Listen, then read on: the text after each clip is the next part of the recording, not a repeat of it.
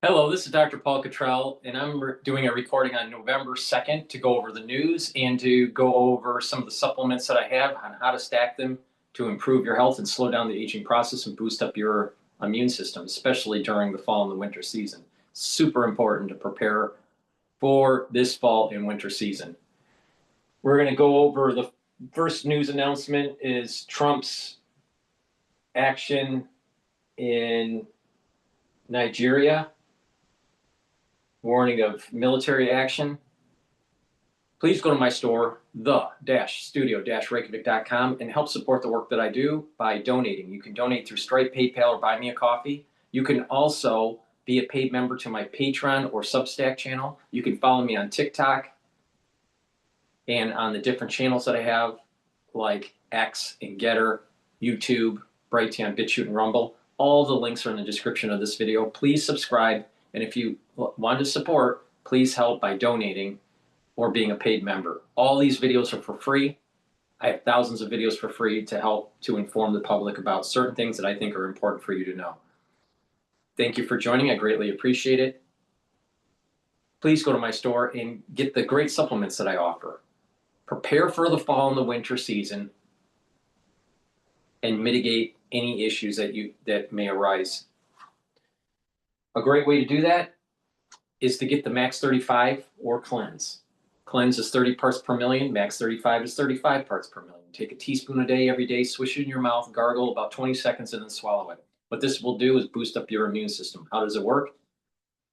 This will improve the oral cavity and the oral pharynx, help to maintain the mucosal barrier, and help the health of your epithelial cells.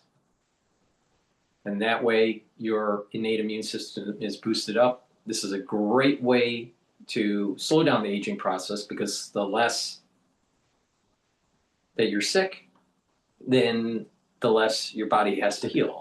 And therefore, you slow down the aging process. Because if you notice, people that get chronically sick, they age faster. Now, during this fall and winter season, if someone around you or yourself is not feeling well, take a tablespoon or two a day, and then go back to your maintenance dose once everything's all better. But if everything is fine, take a teaspoon a day every day. I've been doing this protocol for 5.5 years.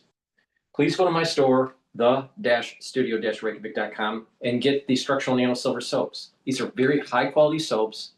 Use them every day, but especially during the fall and the winter. Why? Because it neutralizes. You can get it in peppermint, lavender, lemongrass, and also in charcoal tea tree.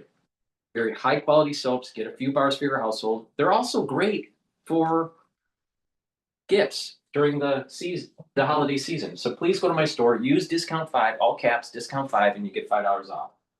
Let's go to Fox News. All right, well, we're going to begin this morning with a Fox News alert. President Trump ordering the Pentagon to prepare for possible fast military action in Nigeria. Its country fails to crack down on the mass killing Christians. Rebecca Castor joins us live from Washington, D.C. with those details. Rebecca, good morning. Rachel, good morning. Yeah, President Trump is not mincing words here. This is what he said on Truth Social yesterday. If the Nigerian government continues to allow the killing of Christians, the USA will immediately stop all aid and assistance to Nigeria and may very well go into the now disgraced country, guns blazing, to completely wipe out the Islamic terrorists who are committing these horrible atrocities. I'm hereby instructing our Department of War to prepare for possible attack. If we attack, it will be fast, vicious, and sweet, just like the terrorist thugs attack our cherished Christians. Secretary of War Pete Hegseth got the message and says the Department of War is preparing for action. The response comes as the persecution of Christians in Nigeria has reached crisis levels. Islamist militants have burned down churches and Christian schools. And international civil rights groups estimate more than 50,000 Christians have been murdered in the country since 2009. But the president of Nigeria claims the reports of violence are misleading and says on X the characterization of Nigeria as religiously intolerant does not reflect our national reality, nor does it take into consideration the consistent and sincere efforts of the government to safeguard freedom of religion and beliefs for all Nigerians. and our administration is committed to working with the United States government and international community to deepen understanding and cooperation of communities of all faiths. President Trump also recently redesignated Nigeria as a country of concern after former President Biden removed it from the list in 2021. Rachel, Charlie, and Grant, back to you. All right, Rebecca, thank you very much. Thank you, Rebecca. Well, it's really hard to tell what's going on. We understand that they are Muslim rebels of sorts. There's all kinds of unrest in these countries, and it's not just in Nigeria. It's in Sudan, it's in Chad, it's in the Congo. I mean, it's all over Africa, and it's out of control, and it is very targeted at Christians. You look at that number in just one country, 50,000, and then he says well, there's no targeted attack. It's kind of crazy, but we've been hearing this from groups like Boko Haram since the Obama days. Remember when they kidnapped those girls, and there was this whole campaign to bring back the girls, and many of those girls are still in captivity. This is a gentleman named Paul Adamu. He is Nigerian. He is a Christian, and he was kidnapped by Boko Haram. And this is what he had to say in an op-ed with Fox News recently. He said, "These are not random acts of violence. They are systematic, coordinated attempts to erase Christian communities from the region. As someone who has walked through the burned villages and prayed with survivors, I can tell you the reality is even worse than the statistics suggest. The United States and other Western nations cannot look away. They have both the moral obligation and the diplomatic tools to press Nigeria towards real accountability." By the way, he is also going to be on our show later on today, and we'll hear from him directly. And the thing that I love about that, the tweet, the message by President Trump is that we talked last week about the done row doctrine, how President Trump is concerned more about his own backyard, which is way smarter than gallivanting all around the world. But the other thing is you can use that pulpit as a way to put your foot down and scare the living bejesus out of foreign countries where they are doing things like this. Yeah. And it's part of the anything is possible doctrine, or the daddy's home doctrine, where people are actually afraid. They recognize he really will make good on all of his promises, and that tends to sort of inspire peace, and we've seen it around the world. I love the way you said earlier when we were talking about this before the show started. I said, well, I think all the actors in there are bad. I mean, these are factions, military factions fighting against each other, and these civilians are sort of caught in it. And Charlie said, well, it's just that's what President Trump does. He just says, knock it off, or I'm coming up there. Don't make me come upstairs. It's a great point, but the important part about it is we are seeing President Trump's peace through strength in action, because there's soft power, the trade that has gotten so much accomplishments, but then there's a hard power, and that's the threat of guns ablazing. And look, if he does go guns ablazing, it's going to be a limited strike, precision. It's not going to be some starting a war. We've seen this before. He's done that. We'll see what happens. But at the end of the day, Nigeria's on notice now. And I went this morning to the United Nations Twitter feed. I'm like, I wonder if there's anything about Nigeria, about Christians. Nothing. You can find condemnation of the drug boats being taken out in the Caribbean by the UN, but you won't see that. Very interesting That's thing. very fascinating. Yeah, I'll keep watching. I'll bring it to our viewers if we see it. You might be the only one on the UN. UN Twitter handle. You can follow the UN for the rest of it. This is what they're supposed to do. They're so absent. Hey everyone, I'm Emily Campagno. Catch me and my co-host Harris Faulkner and It's about time that America actually came to the international community and say enough is enough. If you're going to harm innocent bystanders, we're going to kill you. If you're going to try to invade our nation, we're going to kill you. If you're going to try to dump a bunch of drugs into our nation and the youth starts to lose productivity and lose their lives, we're going to kill you. Yeah, what's wrong with that? It's about time America has a leader. Please go to my store, the-studio-reykjavik.com, and get the Ubiquinol. Ubiquinol is the most bioavailable form of CoQ10 that you can get. You can't get anything better than this. Ubiquinol will soak up free radicals, help the health of your mitochondria, so you have more ATP. So you have more energy, the cells will perform better, and ubiquinol will help to protect your neurons. And that's super important because the aftershock of 2020 crisis will produce many different pathologies, but one of those pathologies one of the pathologies will be a acceleration of neurological problems, gait issues, balancing issues, cognition. 30% of the people that are 40 years of age or older within the next 5 years, 30% within the next 5 years will get early onset, could get early onset of dementia. 30%. So that means if you know someone that's 40 years of age or older, within the next 5 years, 30% of them, you're going to notice have cognitive decline. That's an awful lot of people. Now, I haven't done the calculation exactly how many millions in the United States that will be, but it's a lot. 30% of those, 30% of that 40 plus that will get early onset of dementia or have neurological problems. 70% of those, 75% of those, 30%, 75% of the 30% will get ischemic dementia, some sort of blood flow issue, either microclotting or microbleeding, and that will eventually slowly kill off the neurons. 24.5 to 24.9% will get amyloidosis, a building up of plaques. And there's different types. And what that basically is a misfolding of proteins. Now, a subset of amyloidosis is prion disease. 0.1 to 0.5% of the 30% will get prion disease. Most likely the 0.1%. But it's rare. So the far majority of the problem is going to be ischemic. You need to start protecting your neurons and improve your cardiovascular health. Please go to my store and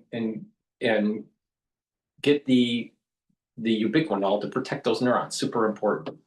Another thing that's important to pay attention to is your digestion. Your digestion, when you turn about age 40, your pancreas doesn't perform as well, no matter how healthy you are. Now, of course, if you're unhealthy, it probably is overworked, especially because of diabetes, overworked and will decline faster. But the point here is to lessen the load on the pancreas and to digest your proteins, carbohydrates, and lipids. You can do that with the digestive enzyme complex. This digestive enzyme complex, again, will digest the proteins, carbohydrates, and lipids to allow you to absorb them properly and to lessen the load on your digestive system. So you're reducing the stress on your pancreas. In addition, this has bromelain in it. So it will help to break up clots. Now, remember what I said about the 40 years of age and older getting early onset of dementia and having microclotting. You need to have bromelain and nattokinase to break up these microclots. They reduce these issues. Bromelain will help with that. Bromelain is fibrinolytic and will break up clots. In addition, this has the proteolytic enzymes that you will need to break up glycoproteins. That's super important for the fall and the winter season. So you need to pay attention to the aftershock of what we went through. There are different pathologies. One of those pathologies will be neurodegeneration. And there's different reasons for it. It's not cookie cutter. There are different reasons. Like I said, there's a 30% population, 40 years and older, that you'll start to notice within 5 years starting to have cognitive function issues and mobility issues, balancing, gait issues. You'll start noticing people going, having problems forming sentences, having problems writing. You might be even noticing it right now. You need to start protecting those neurons and be cognitive of the different probabilities. 75% of the 30% will get ischemic dementia. 24.9% amyloidosis. There's different forms of it. And 0.1% will get prion disease. So everyone that's so focused on prion, don't worry about the prion. It's low probability. What you really need to focus on is the ischemic and the amyloidosis. Now, yes, prion disease is a subset of amyloidosis, but it's rare. So please go to my store, the-studio-reykjavik.com, get the digestive enzyme complex, and get the ubiquinol. Ubiquinol protects your neurons and helps the health of your mitochondria and boosts up those energy levels. Digestive enzyme complex is going to help you to digest those proteins, carbohydrates, and lipids, help to break up clots because it has bromelain in it, and it has the proteolytic enzymes to break up glycoproteins, which is super important during the fall and winter season.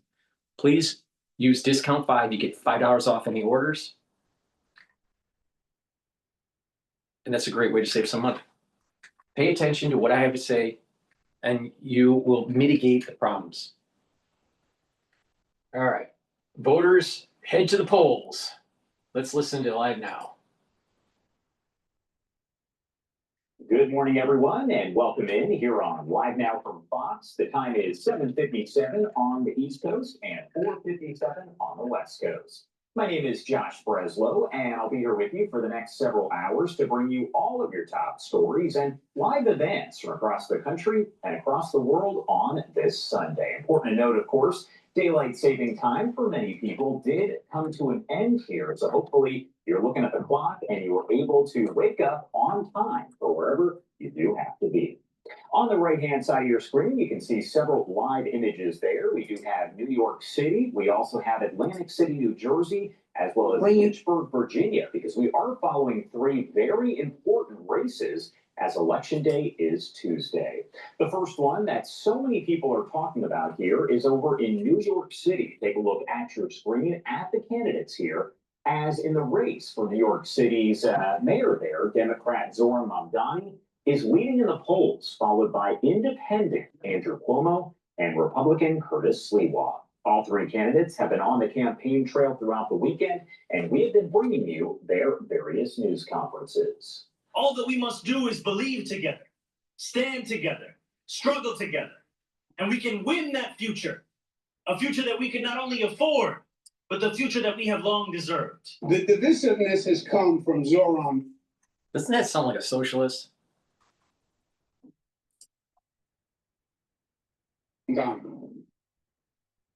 I don't know if you're aware, but we're in a situation in this city where the Jewish community is frightened and upset, literally frightened to walk on the streets. And it's Mr. Mamdani who won't denounce the Intifada. This is an election that will not be determined by billionaires, influencers, or insiders, but you, the people, the blue-collar working class that are not represented, not by Zoran, not by Andrew and his influencers and billionaire friends, but by the son of blue-collar working class parents like all of you.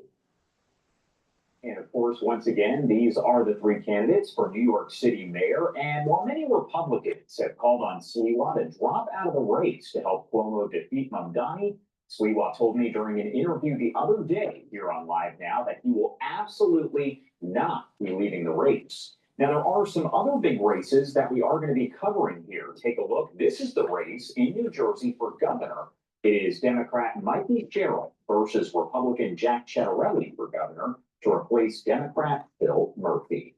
Another big race here over in Virginia. Republican Lieutenant Governor Winsome Earl Sears taking on Democrat Abigail Spanberger for the Commonwealth's top job currently held by Republican Glenn Youngkin. Now, we are going to be covering the election every day leading up to Tuesday, and on election night, you can watch all the action unfold with live results coming in as each of those races are called. Right now, I do want to bring in Casey Myers, professor and director of graduate studies at Virginia Tech School of Communications, to discuss all of this. And Casey, there is definitely a lot to discuss. Thank you so much for being here with us today. Thank you for having me. All right, so first off, the big question I do want to start with here, which of these races are you keeping the closest eye on? Because we're talking about three very big ones, but there's also other races as well. Right. So these three, I think, are all equally important because of the different kind of precursors, I think, to the 2026 midterm elections. And so what we're seeing in these elections is a discussion really around, how strong is Trump and the Republicans going forward, and what should Democrats do in order to really be able to kind of navigate politics in this post-2024 world. So there's some that say Democrats should offer a real alternative to MAGA Republicanism and go more progressive. And then there are those who say that Democrats should be more moderate in their stances. And we're seeing that play out really in all three of these races. What is going to be that narrative going forward? And can Democrats defeat Republicans in these states, which they are blue states and traditionally go Democrat, but are they going to be more competitive than we anticipate? And what does that mean for Trump and the Trump agenda going forward and for the midterms? And I want to pull up this graphic once again to show you the three big candidates here that are running for mayor of New York City. This is a big race that a lot of people are watching, as I mentioned. And many Republicans, including President Trump, have said that Curtis Sliwa should drop out because then folks will vote for Andrew Cuomo and they will defeat Mamdani. Do you think Curtis Sliwa dropping out, which he says he wouldn't do, would actually have an impact on the race overall? Well, he has definitely been seen as a spoiler, not as a candidate that could really win the election. And this was something that went on earlier. If you recall that the current mayor, Adams, dropped out, and as it was viewed as a spoiler, so to really kind of coalesce around Cuomo. I don't know if that would be enough because Mamdani really has the momentum going forward. And the interesting thing about this race is that what Mamdani has been able to do is he has been able to galvanize voters around this economic issue. And we see that also in the New Jersey governor's race, talking about the economy and affordability.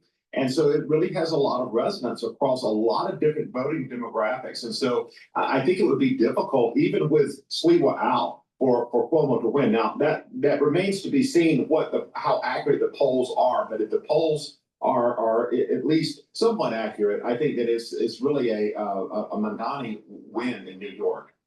And talking about New Jersey, we know that Phil Murphy, of course, is the governor right now. He is a Democrat. However, it looks like the numbers, when you take a closer look at the polling, is fairly close between Jack Ciattarelli and, of course, Mikey Sherrill there. So is that kind of up for grabs at this point? This is an interesting state because it's such a blue state on the federal level, but sometimes they will elect a Republican governor, and they've done that in the past. So Murphy is term limited, and what Ciattarelli has really galvanized the voting base around is, again, this affordability issue. And Sherrill has run more as a moderate, but I think that there's some spillover from the New York City mayor's race into New Jersey's governor's race, where we're talking around kind of progressive politics and what does the Democratic Party represent.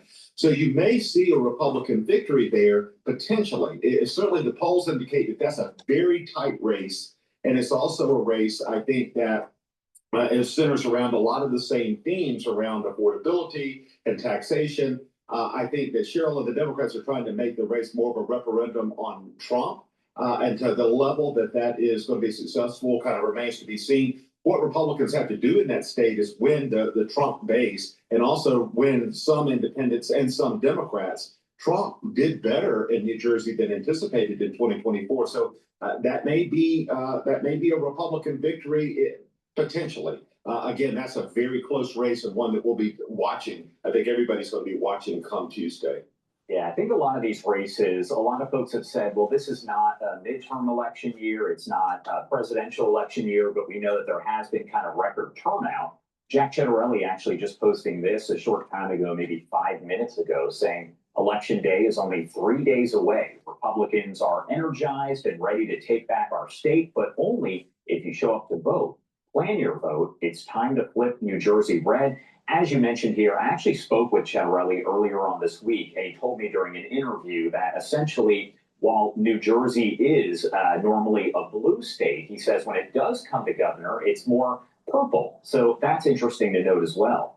I do want to pop this up here because we have another big race we've been talking about, and it does include the current lieutenant governor there, Winsome Earl Sears, running as a Republican to replace Glenn Youngkin, and also Abigail Spanberger, who is a Democrat. Yesterday, during Spanberger's different rallies that she did hold, we actually heard from former President Barack Obama. What does an endorsement like that mean? When you have someone who is a former president, does that have any sort of impact? Or essentially, would you say that, well, if they're going to vote Democrat, they already were going to vote Democrat? You know, these endorsements, there's a lot of question around how valuable they really are. I think what they do is motivate base voters to get out. I think that they also, if you were predisposed to vote for let's say, Spanberger, and you like Barack Obama, you'll be more likely to go and vote. I don't know that it makes an independent necessarily go and vote for Spanberger, or a Republican go and cross over and vote for the Democrats. I think that this race is one around turnout, and one also that has a real kind of narrative that is paralleling is the national discourse around Trump and MAGA. So within Virginia, you have such a large amount of federal workers in the northern part of the state. The shutdown, the Doge furloughs and reductions in force that went on earlier this year really has played out in this state. And again, similar to New Jersey, what a Republican needs is what they did in 2021, where they get Republican support, they get independent support, and some Democrat support. And so Earl Sears is trying to recreate that coalition that she was really part of in 2021 when Governor Glenn Youngkin won in Virginia. So whether or not she's going to be able to do that, the polls seem to indicate much more of a Spanberger victory. There's been some down ballot races in Virginia that have created some levels of controversy, particularly in the attorney general's race that I think Republicans hope kind of spill over into the governor's race. Not sure that that's going to happen, though. But again, I think this is a race where we're really seeing nationalized politics play out at the state level. What does whatever happens here during these elections on Tuesday, what kind of impact does that have on 2026? Does it tell us anything about what really to expect?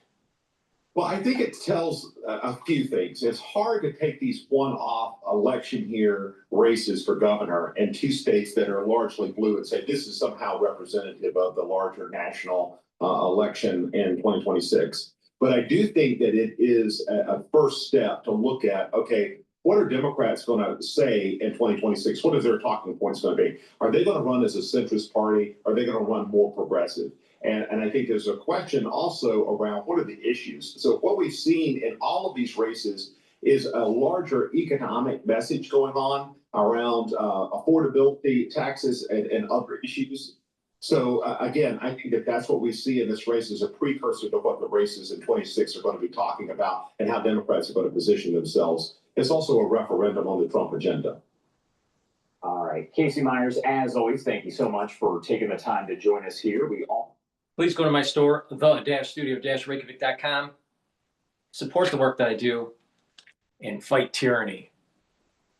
Fight against the socialists and fight against communism.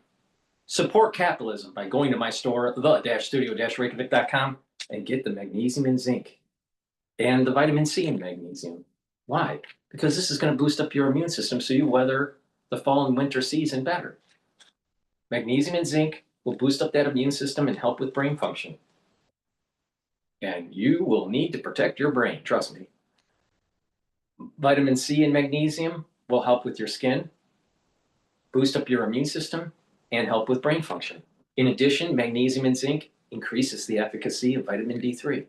Stack these together to get the max benefit. Drink it with filtered water. Please go to my store, the-studio-reykjavik.com. Use discount 5, all caps, discount 5. You get $5 off and get the magnesium and zinc and the vitamin C and magnesium. Boost up that immune system and be prepared for the fall and winter season. And if you take this regularly, you're slowing down the aging process. Why? Because you're improving your brain function. You're improving the health of your skin. And you're boosting up your immune system. please go to my store, the-studio-reykjavik.com. Let's go to Mark Levin's. See if we're going to have a heart attack.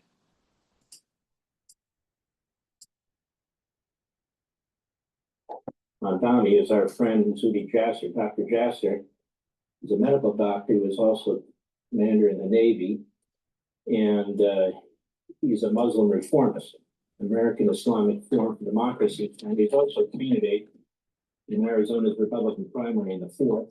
Boy, would he be a great contribution to the House of Representatives to offset somebody like a Tlaib or Omar and explain really what the faith is supposed to be. But that aside for now, Zudi Jasser, so we've got this Zorhan Mamdani running, and they're actually people in newspapers who call themselves moderate Muslims are saying that guy doesn't represent me. Now, the fact of the matter is he's being funded by the most radical organizations in America. He's being supported by Democrat Party operatives, even though nobody's actually talked about that. He's being supported through his mother and their social posts, the government of Qatar. I mean, this guy's got all the wrong actors supporting him, doesn't he? Absolutely. And I'm so glad you're talking about all this, Mark, because it's not just about a deep blue city. It's not just about, New York City and a radical Islamist, but this is part of the global operation of the red-green axis or the Marxist jihadist axis. And as it may be likely that on Wednesday, New Yorkers wake up and have a mayor that would probably be more ideologically in line with Gaza City than with New York City, you probably look back and say, well, this just didn't happen overnight. Many of us reformers have been talking about at the Ground Zero Mosque saying that doesn't represent us. It's a bad idea. I had pieces in the Wall Street Journal, the New York Post talking about it. Congressman Peter King and I over years and multiple other Muslims testified to Congress about what was happening in New York City and the radicalization. Mamdani comes from the farm team of the Democratic Socialist Party of America, the radicalized wing of the Democratic Party that now is producing this anti-American foment. And if people want to see where New York City is heading, the reason this is so important, Mark, it's where London headed. Sadiq Khan has been the mayor of London for almost 10 years now, and they've seen multiculturalism, identity politics unravel and destroy British identity. And the UK now is just surrendering to foreign interests, to Qatari Hamas sympathy and other things where counterterrorism programs trying to. It's a caliphate. When it comes to Mamdani, the larger picture here is a caliphate taking over Western culture. On top of pushing Marxism. So it's coming in, trying to get the will of the people, the stupids, the plebs, the will of the people that don't know any better to gravitate to policies where it's, you'll get things for free. It's everything, socialism's so great, yeah, blah, blah, blah, right? They buy into it. It starts to degrade the society, and then there's a Muslim takeover. So there's this combination of a Muslim takeover and Marxism. Now, what did I say about the protests that were happening on campus in 2023 and in 2024 when Israel started military operations in Gaza? I stated that the ones that are protesting in the United States that are pro-Palestinian, pro-Hamas, pro-Hezbollah, anti-Israel, these types of people, there's an element of a BLM and there's an element of a jihadist movement all wrapped up.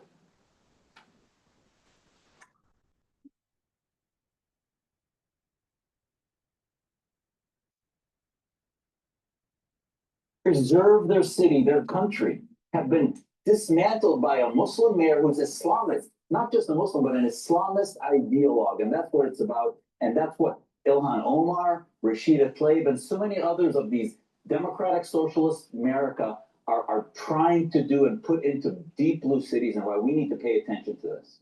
And isn't it interesting? The biggest communist regime on the face of the earth is pouring money into this country, into our colleges and universities, buying as much land as they possibly can, trying to influence our media with different types of trips and so forth, influencing basketball and sporting events.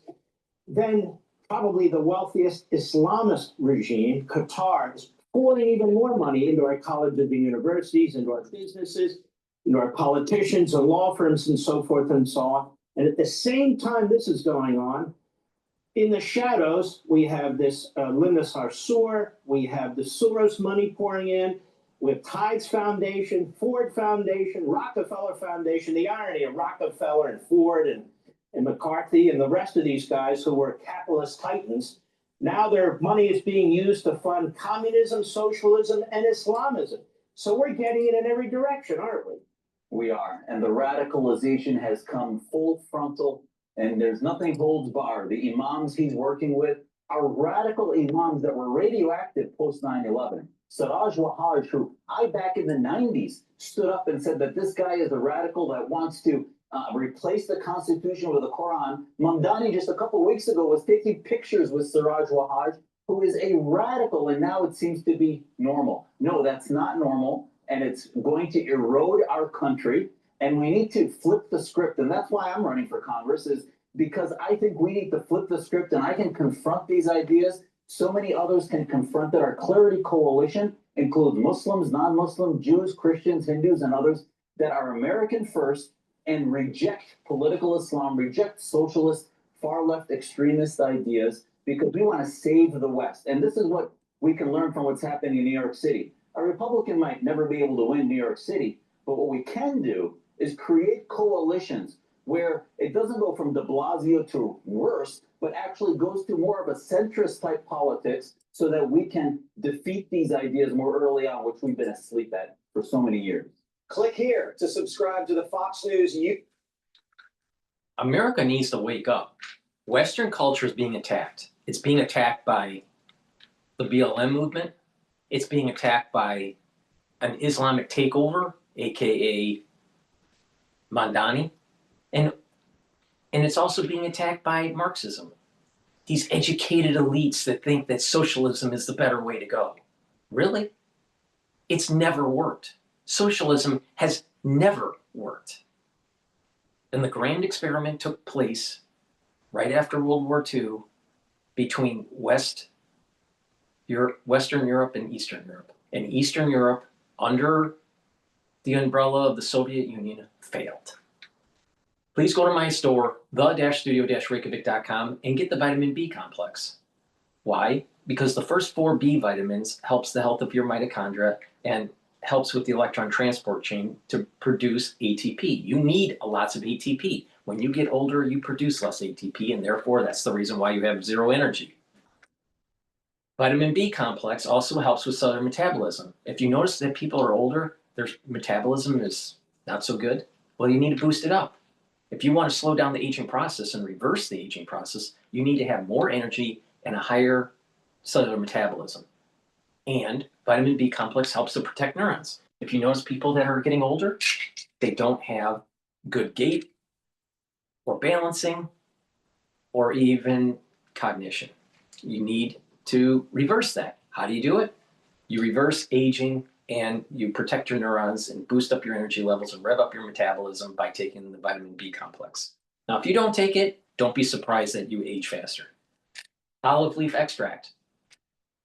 It will help with your immune system and your cardiovascular system. Bringing down inflammation and help to control those lipid profiles.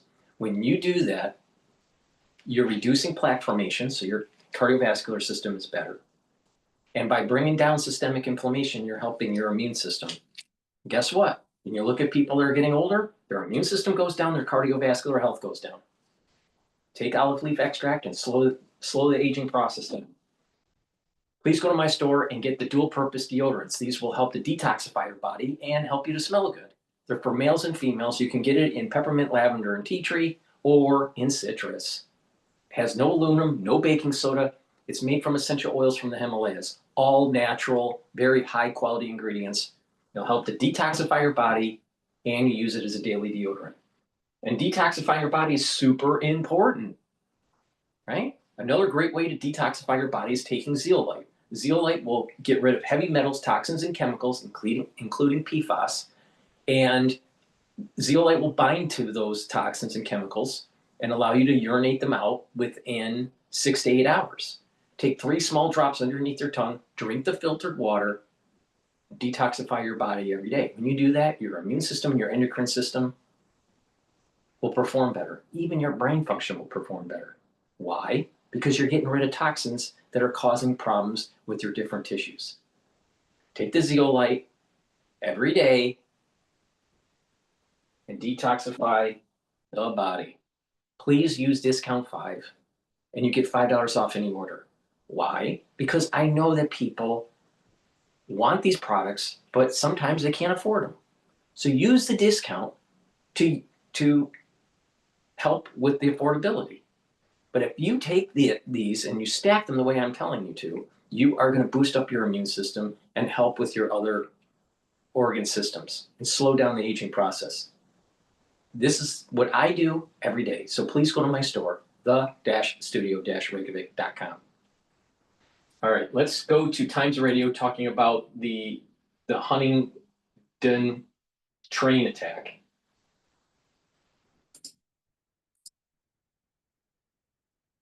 I fear the media may be slightly disappointed in the press conference, and that's simply a matter of now the hard work really has to begin of tracing and interviewing all witnesses, and particularly those witnesses that are probably the most important, the ones who've actually been injured or who are close to the ones who were badly injured.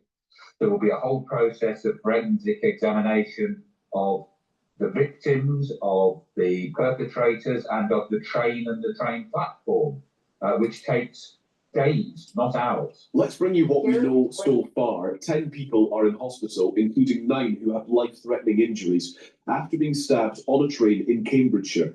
The train had just left Peterborough when the attack is understood to have begun, and around 14 minutes later, it pulled into the next station, Huntingdon. It was not scheduled to stop there, but that is where the attackers were stopped and arrested. One passenger, called Gavin, described the scene on the train. There was multiple people that had been stabbed that were making their way down, but the suspect had also come off the train as well. So while we were being told to come out of the station, the suspect was obviously run rampant as well. And I don't know the reason. No one knows the reason why.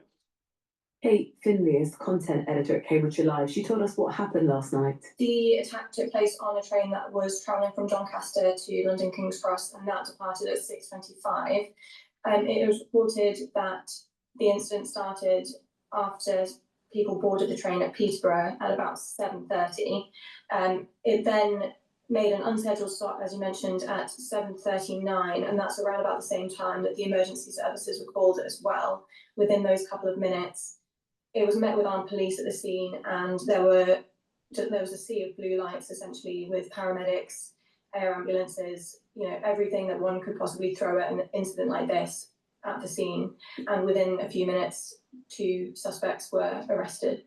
Well, earlier on Times Radio Breakfast, we heard from the independent travel correspondent Simon Calder, who says train staff, signallers and the emergency services acted remarkably. What an extraordinary performance it was on behalf of the train crew, particularly the driver, network rail signallers, the armed police, who in the course of 14 minutes, and we know this rolled out from the departure of the train on time at 7:30, they managed to coordinate everything so that this train, instead of running through the middle of Huntingdon station on the fast lines with no platform at 125 miles an hour, they actually got it to stop where armed police were waiting.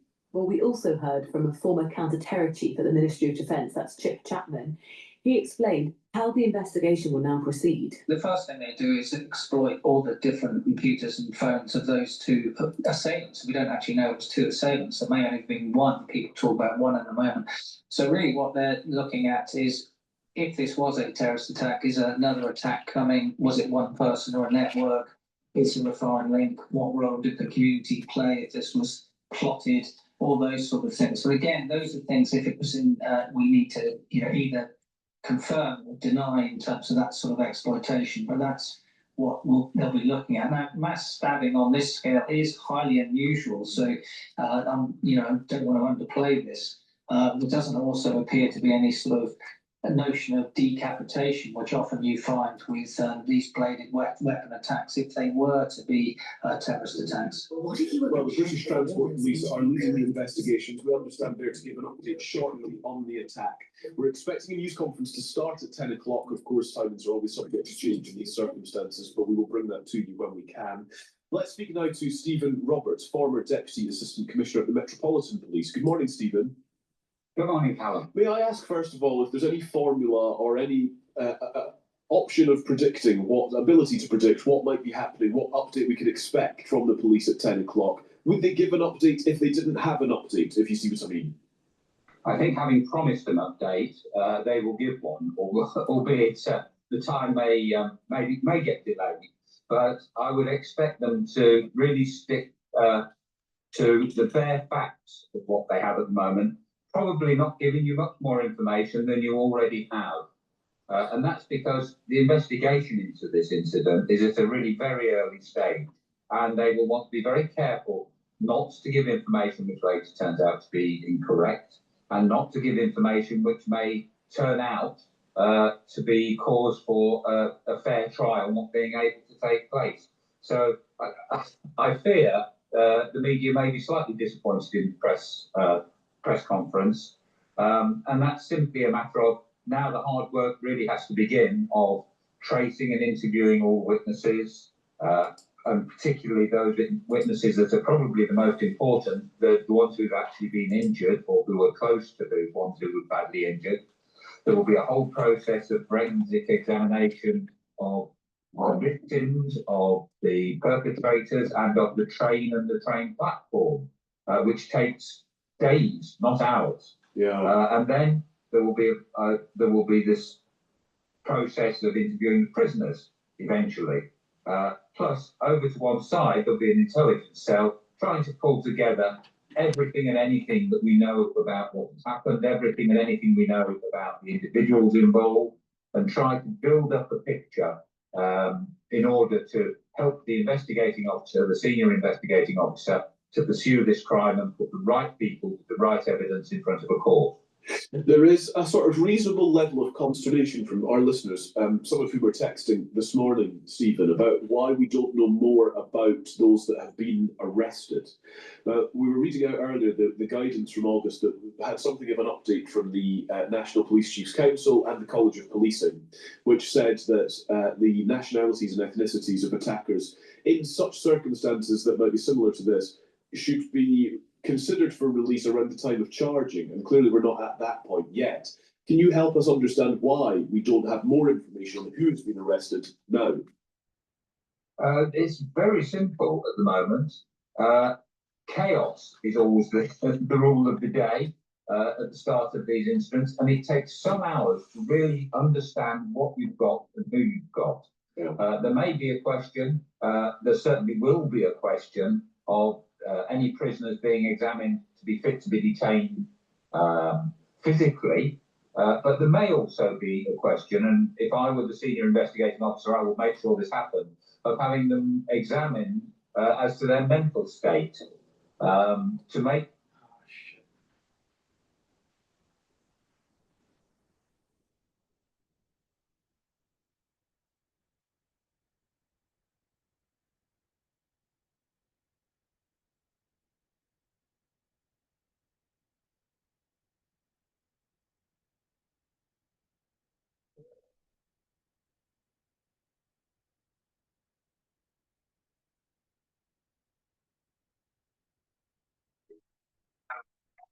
How individuals are, where they come from, why they're doing it. Just take time and find. The senior investigating officer will not want to jump the gun and say anything that may not turn out to be correct. Do those who have been arrested have, for example, rights if they are arrested of an evening? For me, if I was the police, I would want to interview them all night long and get as many questions in as I possibly could as quickly as possible. But for example, are they allowed rest time, those who have been arrested? Are they entitled to sleep? Yes, they are. And quite often, a decision will be made in very serious circumstances. It will sound odd, but this will have been traumatic for the people who perpetrated the crime as well. Wow. So the advice of the doctors and the psychiatrists will be very important in making sure that interviews take place at a time when the person being interviewed actually has a good chance of defending himself if he wants to defend himself. And the investigators, the interrogators, will have a good chance of having a profitable interview where they actually learn about what's happened. Because all of this, we have to remember, has to end up in a Crown Court. Yeah. It's just quite, you're right, of course, that the justice must be done, but it's always astonishing to hear that those who have been arrested in the aftermath of something atrocious may, they have that level of right to sleep. But I take your point that, in fact, that could enhance the quality of evidence that is given in that regard. Stephen, just a final one for you. And it's so interesting getting your insight on this. The response from the emergency services seems to have been really quite remarkable. In fact, we were told by the local MP on this programme earlier that just last week police had been practising for this sort of event, actually. What is your consideration as to safety and security on trains, which I think a lot of people listening to this will be wrestling with this morning, that it sounds horrifying and scary. It sounds scary indeed, and I'm very glad I wasn't on that train. Yeah. But I think the incident last night demonstrates that the police service as a whole has very good plans, is rehearsed, ready for these sort of incidents and many other sorts of incidents too. And when necessary, all those plans can be brought together very quickly to get the right number of people in the right location with the right equipment, the right guns, is what it comes down to deal with the problem that's in front of them. But I don't think we should forget that none of this would have been possible had the train operating company and the driver and a huge number of other staff, including health staff, all have come together as part of this plan. It seems like everybody did the right thing last night, and I think we should be very grateful as the public about that. Indeed. Stephen, thank you so much. Thanks for your time. It's good to speak to you. That's Stephen Roberts, who's a former Deputy Assistant Commissioner at the Metropolitan. I've been noticing that the last few days, there's been a lot of either stabbings or shootings. There's another shooting that's taking place today. I think it was in Chicago. I'd have to double check on the location, but society is devolving. And again, it goes back to God, country, and family. You lose those pillars and things start happening. Please go to my store, the-studio-reykjavik.com. Get the complete multivitamin. This has the multivitamins that you need for proper enzymatic activity, so your cells perform better, and therefore if your tissues are performing better, you're slowing down the aging process, and your body is more efficient. Also, stack it with the probiotic. I have it in veggie cap or in powder. Both are very high quality, and by taking it every day and drinking filtered water, you're going to improve your gut biome. You're going to be able to absorb your nutrients better. You're going to have better metabolism. You're going to improve your gut biome, and the mucosal layer will be thicker. Your concentration of IgA, which is an antibody, will increase. Your immune system will be better. You'll be able to sleep more consistently, and that will help with detoxifying your central nervous system, consolidating memory, and to be well rested. With good sleep, you will be slowing down that aging process. And also, a good gut biome will help with your skin. And with a good gut biome, you're improving the communication between your gut and your brain, and your gut and your liver. Your metabolism will improve. You'll get rid of that brain fog, and you'll be able to concentrate better. So you get a lot of benefits by having a good gut biome. Good health starts at the gut. So please go to my store and get the probiotics that I offer. You can get it in veggie cap or in the powder form. I take the powder form because I take all these different powders, like the collagen and the gladiator barley and the boomer boost and the lignans. So it's just easier for me to do this. So please go to my store, the-studio-reykjavik.com. Take my advice, get the probiotics and get the complete multivitamin. And that's the foundation to slow down the aging process. Please go to my store, Use discount 5 and get $5 off any order. It's the-studio-reykjavik.com. Click the link, go to my website, and get the great products that I offer. All right, the next video that I want to go over is about AI. Will be a big part of many industries.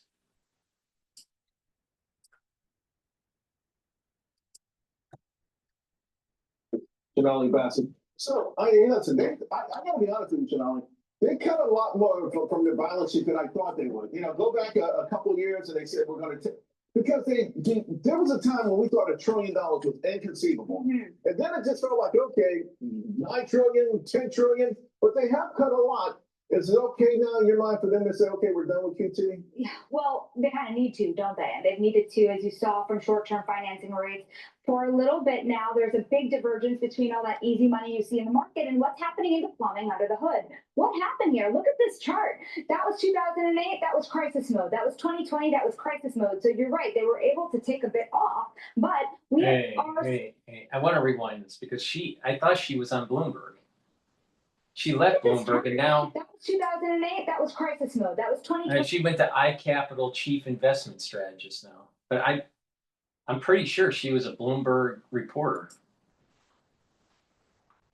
It was crisis mode. So you're right. They were able to take a bit off, but we are still elevated. And that tells you that this is still a market that has been a little addicted here to a Fed backstop, to Fed support. And you can't really see a market functioning without it, especially when you think about the dynamics of the treasury market, when you think about what the national debt load is, when you think about how much the treasury has to rely on issuance at the front end of the curve. They can't afford problems at the short end of the curve. So then this number is bound to start to go back higher at some point, you're saying? Well, we'll see about that. At the very beginning here, it's the tightening cycle is one big moment, right? One step at a time. Let's hold the brakes here. Let's talk about the K-shaped economy. We had a great conversation about that earlier, and of course, how bifurcated the economy is. From the conference board, last time we heard from them, consumers making less than $75,000, their confidence fell. Those making more, they had a great increase, the largest increase, particularly those making $200,000.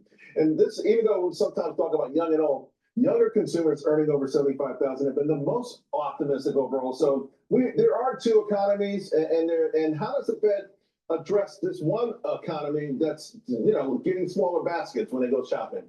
This is one of the hardest things to really grapple with at this moment. Will rate cuts help the lower end of the economy, the lower income consumer? Let's think about it for a second here. Shelter costs have remained enormously elevated. And unless the longer end of the curve, that 10-year yield comes down, how much relief, Charles, can you really get? And at 30, are you surprised how much it's come down so far? I am. And I think one big question we have is how much more it could go, because we still see mortgage rates well above 6%, well above 6%. There hasn't been a whole lot of activity unlocked on the heels of that. You want it to come well below 6%. We need a 5 handle. We need a 5 handle. Yeah. We need a 5 handle. Let's talk about earnings, right? So this is the winners of today. Almost everyone in these stocks are up. And two things, earnings and AI.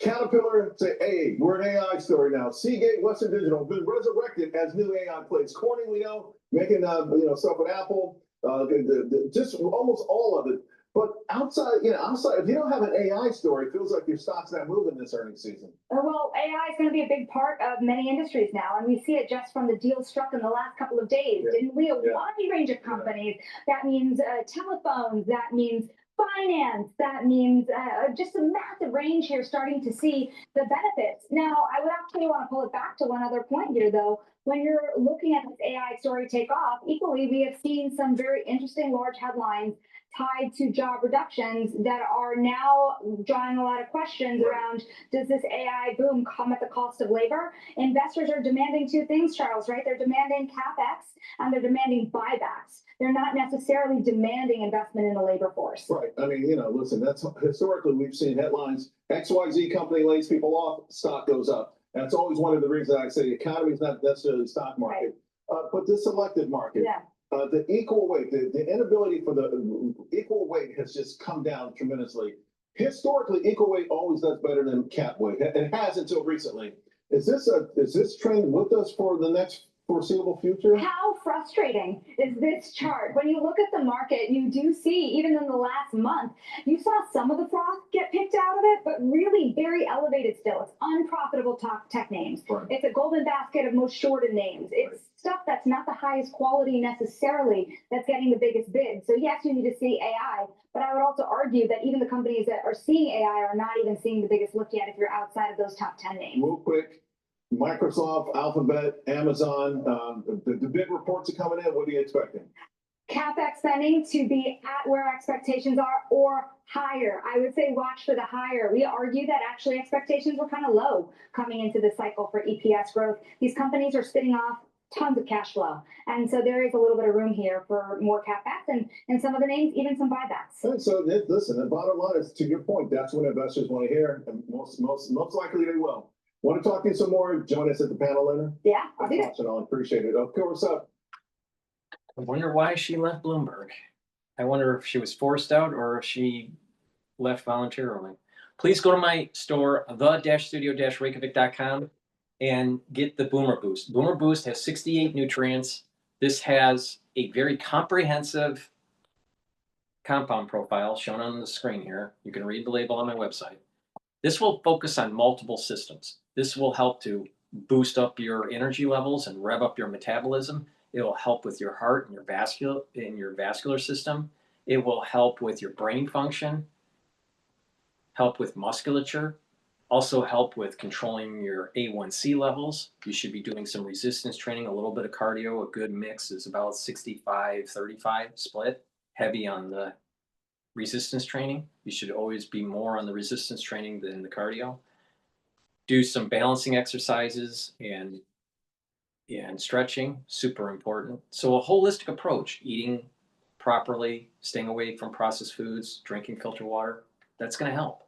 But taking a supplement that has the nutrients that you need to slow down the aging process is really important. This will do that. This is a month's supply. You mix it with soft foods, filtered water, a smoothie, even with milk. But you take it every day. And within 72 hours, you're going to notice you're going to have a steady burn of energy, no crashing, and you're going to have more vitality, and you're going to be moving around more. You're going to be able to get more done in your day. You'll have more vitality. And over time, you're going to start noticing in the mirror that you're slowing down the aging process. And we're doing this. You're helping your immune system and your endocrine system and your other systems that I just mentioned, your brain function and your cardiovascular. Really important. So please go to my store, take this. It's super important. And it's one of the pillars to my anti-aging protocol. The foundation, the multivitamin, and the probiotic. The first pillar, max 35 or cleanse to boost up the innate immune system. C60 is the second pillar to soak up free radicals. The third pillar is the turmeric, ashwagandha, and lignans to boost up that immune system and help with your cardiovascular health and your brain function. And taking the Boomer Boost, rev up that metabolism and increase those energy levels. When you do that on a regular basis, you're slowing down the aging process. And you'll have more vitality.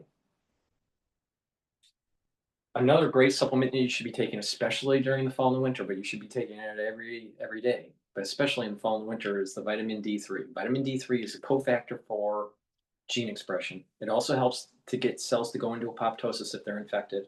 This is the reason why it's important to take in the fall and the winter. And vitamin D3 helps to absorb calcium. When you absorb calcium and you're doing resistance training, you're helping with your bone density. In addition, taking vitamin D3 regularly, especially coupled with vitamin K2, MK7 molecule, you will help not just your bone density, but also your cardiovascular health by pulling some of that calcium depositing out and reducing calcium depositing around plaque formation. Please go to my store, the-studio-reykjavik.com, get the vitamin D3. And the collagen. Collagen is dual purpose. It helps with your skin, your nails, your hair, your musculature, your bone density, your cartilage, and your joints. Take it every day. This is a month supply. It has a very comprehensive amino acid profile. Please go to my store, the-studio-reykjavik.com. Get healthy. Use discount 5 and you get $5 off any order. All right. Tech Giants said, Tech giant says Trump's energy shift saved America's AI race.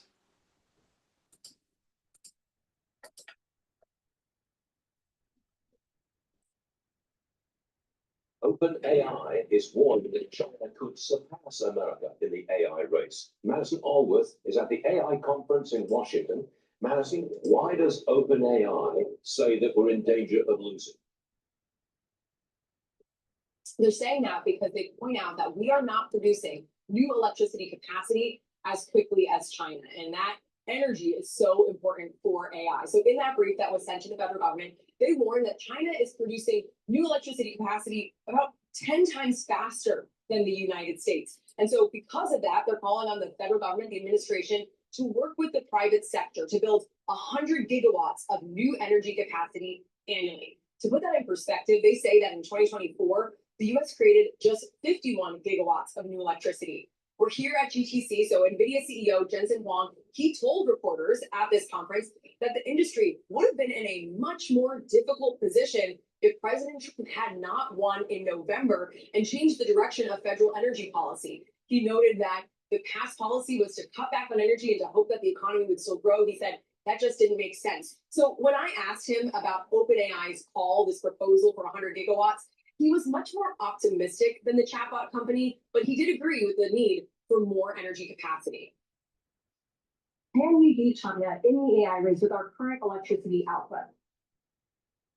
The United States is ahead in the AI race, and we have to stay ahead in the AI race. President Trump has been very pro-energy growth. If not for that pro-energy growth perspective and that initiative, we would be in big trouble. There's no question about that. We need a lot more energy to sustain the growth of American industries. We're going to manufacture chips, which needs energy. We're going to manufacture systems that needs energy. We're going to manufacture AI that needs energy. So we need a lot more energy.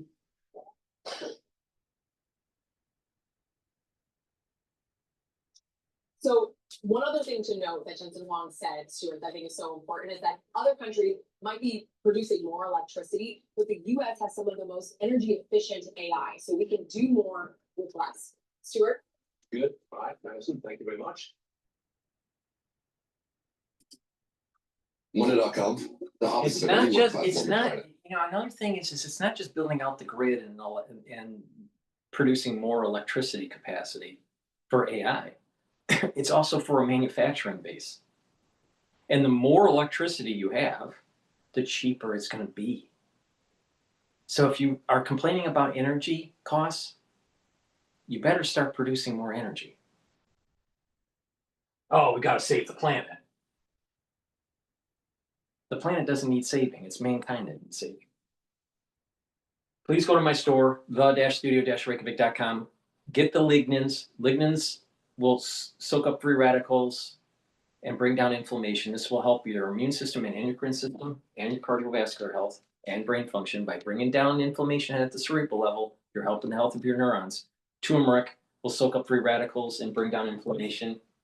Again, helps with your immune system and your brain function and your cardiovascular health. And ashwagandha root brings down cortisol levels and helps to control blood glucose levels. When you do that, you're helping your cardiovascular health. You're reducing plaque formation, very important. It's helping you to boost up your immune system and bringing down inflammation at the cerebral level, and getting better blood flow is going to help with your neurons.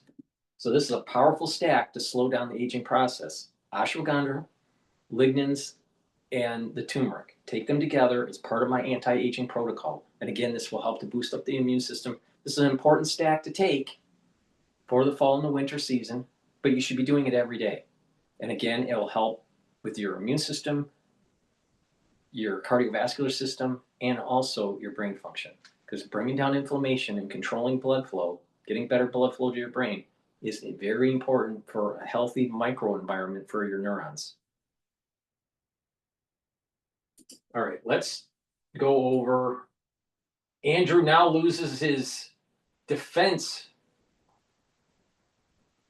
or his vice admiral title. Our guidance and lead from the king here. We've seen Andrew relinquish all the honorary positions he's had in the British military, bar one. And that last remaining title, we're in the process now of removing. Let's go straight to the Defence Secretary, John Healey. Good morning to you. Good morning.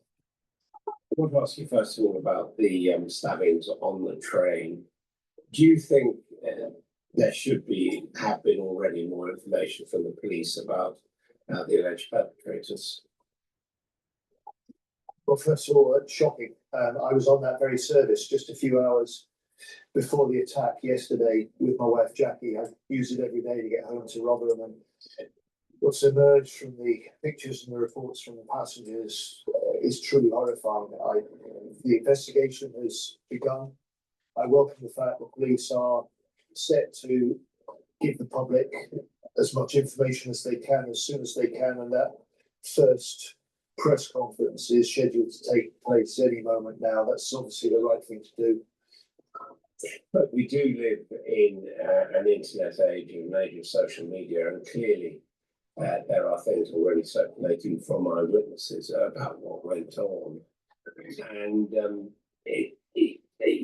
we've had this question arising in Southport and elsewhere as to whether, one way or another, it's best to get as much information as you can about the background of people responsible for this because of the obvious sensitivity.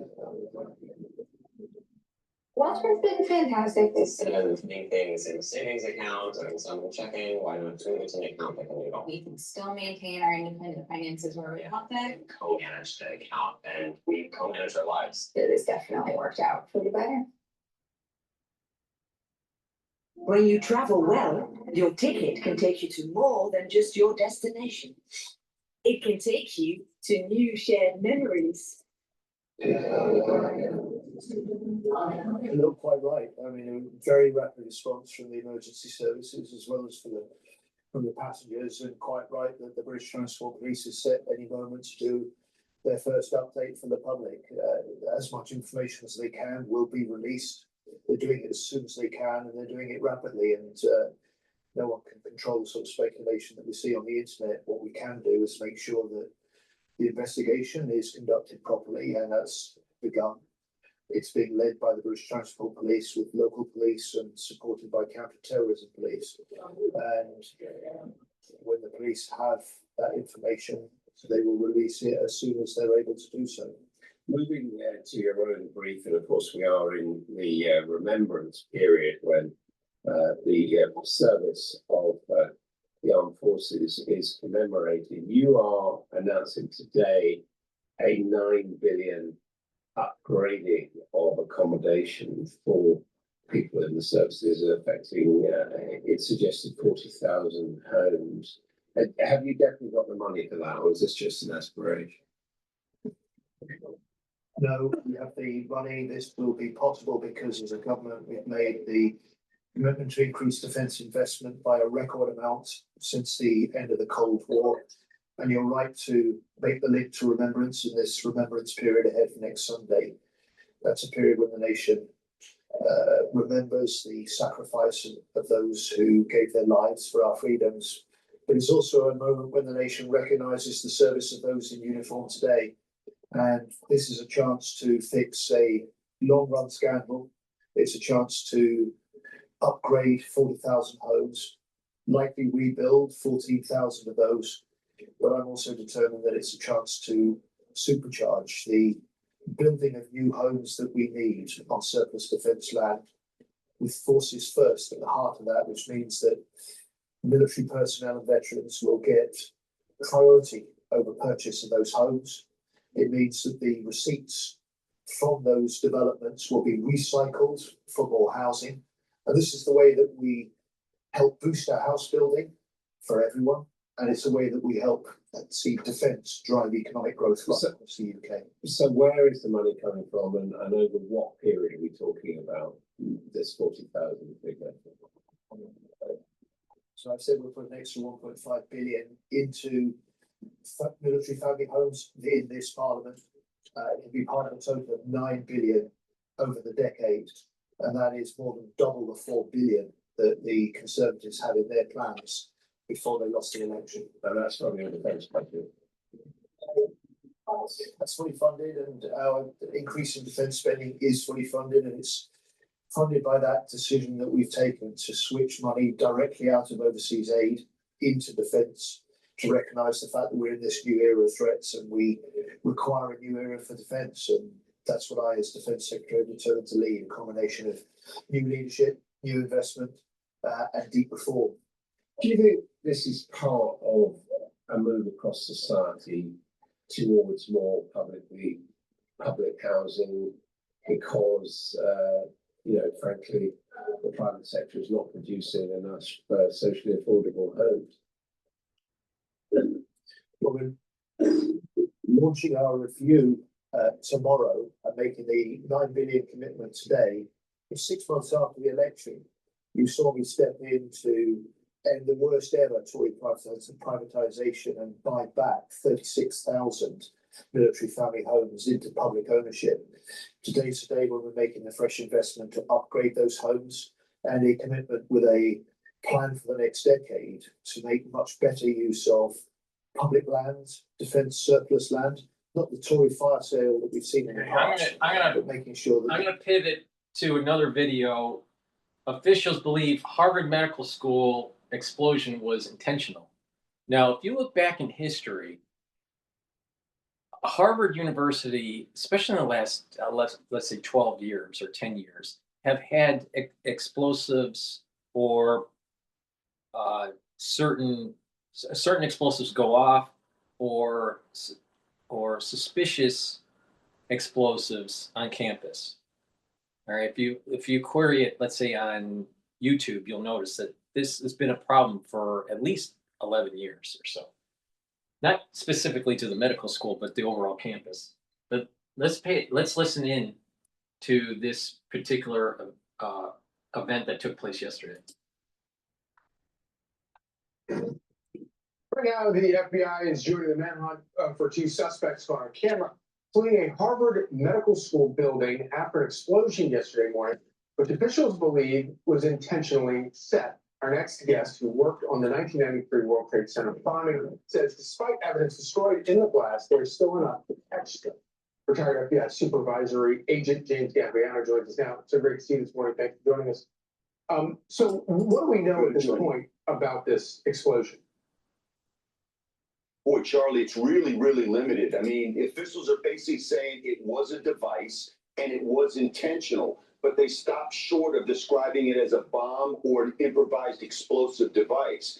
Now, look, one of the most difficult things in these type of investigations is when you have an explosion that goes off, the evidence gets destroyed. Now, that didn't stop us from solving the USS Cole bombing, didn't stop us from solving the first World Trade Center bombing or others. But in this instance, crowdsourcing, what we're doing right here, right now, showing pictures of the 2 suspects, and that's what authorities are calling them, is going to help close this out. It's been 28 hours, but they're going to catch these 2. And the fact that they are right there on the screen, they're masked and fleeing, sort of suggests that this was not some sort of accidental thing that happened.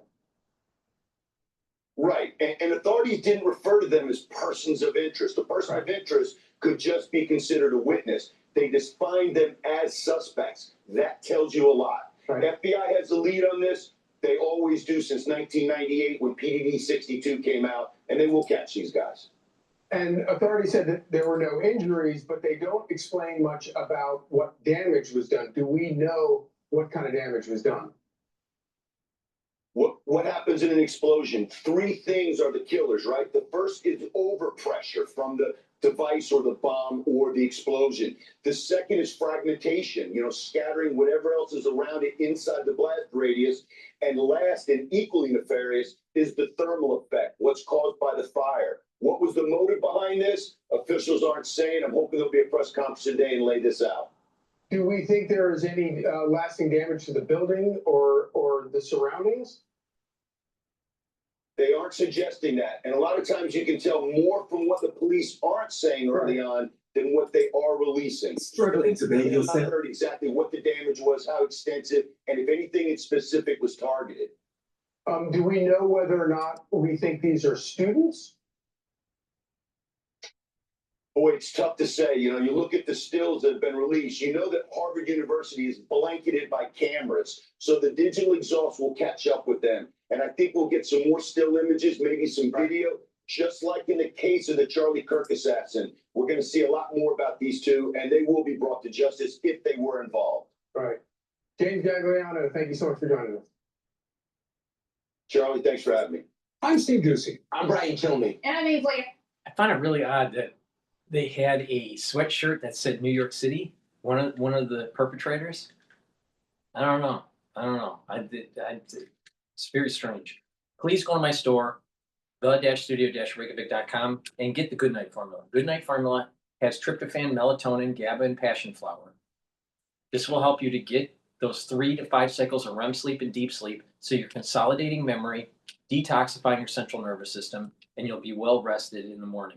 Take it every night, drink it with filtered water, and by taking Good Night Formula regularly and you're having a good sleep on a regular basis, you're slowing down the aging process. Super important. Clarity Factor is a great neurostack. This will help you to get rid of brain fog, allow you to concentrate on tasks. And Clarity Factor over time will improve the dendritic connections, so you'll be thinking faster and your memory will be improved. Please go to my store, the-studio-reykjavik.com. Take it every day. This is a great neurostack. It's important to take care of your brain. Get it plenty of sleep. Create the microenvironment so you can concentrate and improve your memory and cognition by taking the Clarity Factor, stack it with the Good Night Formula. That's a great neurostack for your brain. Taking care of your brain function is super important to slowing down the aging process. Please go to my store, the-studio-reykjavik.com. Use discount 5, all caps, discount 5. You get $5 off. Go to my store, the-studio-reykjavik.com. The link is in the description of this video and all my videos. All right, let's listen in to France 24's take on the mayoral race in New York. This, I'm joined on set. I'm joined on set with our international affairs commentator, Doug Herbert, as usual. It's great to see you here. Now, I did not say it all, Doug. I want to talk a bit more about Mamdani and why his candidacy has captured everybody's excitement here. I mean, even Barack Obama called to say that he would be a sounding board. He called him up. He didn't endorse him, but he called him up. Listen, for a simple reason. America's biggest and brashest city with an economy over $2 trillion, bigger than Canada's, that hogs the media spotlight, the financial capital, the center of it all, according to its own residents, New Yorkers, New York, is about to see a potentially, I have to say potentially, it's not in the bag, epic clash between two very powerful New Yorkers. One is sitting in the White House. His name is Donald Trump, 79-year-old, MAGA first, America first Republican. And he is set to clash, like I said, epically with Zoran Mamdani, who is everything in every way Donald Trump is not. He is a leftist progressive. His policy basically boils down to a series of social programs for New York City, which is, it's about affordability, taxing the rich to make New York a city that basically average normal people can live in, because that's not the case right now. So his program it's progressive. It's wowed a new generation of New Yorkers who are desperate for a change in New York City, who are desperate to be able to actually perhaps live in New York City itself. I want you to hear his tone, right? Because he's progressive. He's everything Trump is not. Here is him talking about the rich. The oligarchs of New York are the wealthiest people in the wealthiest city, in the wealthiest nation in the history of the world. They do not want the equation to change. They will do everything they can to prevent their grip from weakening. Now, Doug, you know, as he was saying there, he's definitely not following Trump's. No. I mean, look, we just heard it. It's about affordability. It's the economy stupid with Clinton. Affordability here. His main thing is to tax the rich. Easier said than done, because it's the state ultimately that has veto power over any taxation changes. But it is a very good campaign campaign platform in a city where people really can't afford daily living. He wants to have city-run food stores, that is grocery stores. He wants to have free buses, the bus system free. He wants to basically freeze rents in the city. That is, there are millions of residents, about 2 million, I believe, who live in these rent-stabilized apartments. And what they basically want to do is freeze them. You can never raise those rents again. Go on and on. On the foreign, in the foreign arena. First of all, wait. I've been paying attention to this for a little while here. He's going to be, he's pushing to freeze the rents, but eventually they're going to be reset. Usually it's like 2 or 3 years. So there may be a cap and you freeze them at 2 or 3 years, and then the next reset, the prices rise, and then they're frozen. So it's stepwise function instead of market driven. So it's not never. All right. So he doesn't even have his facts right.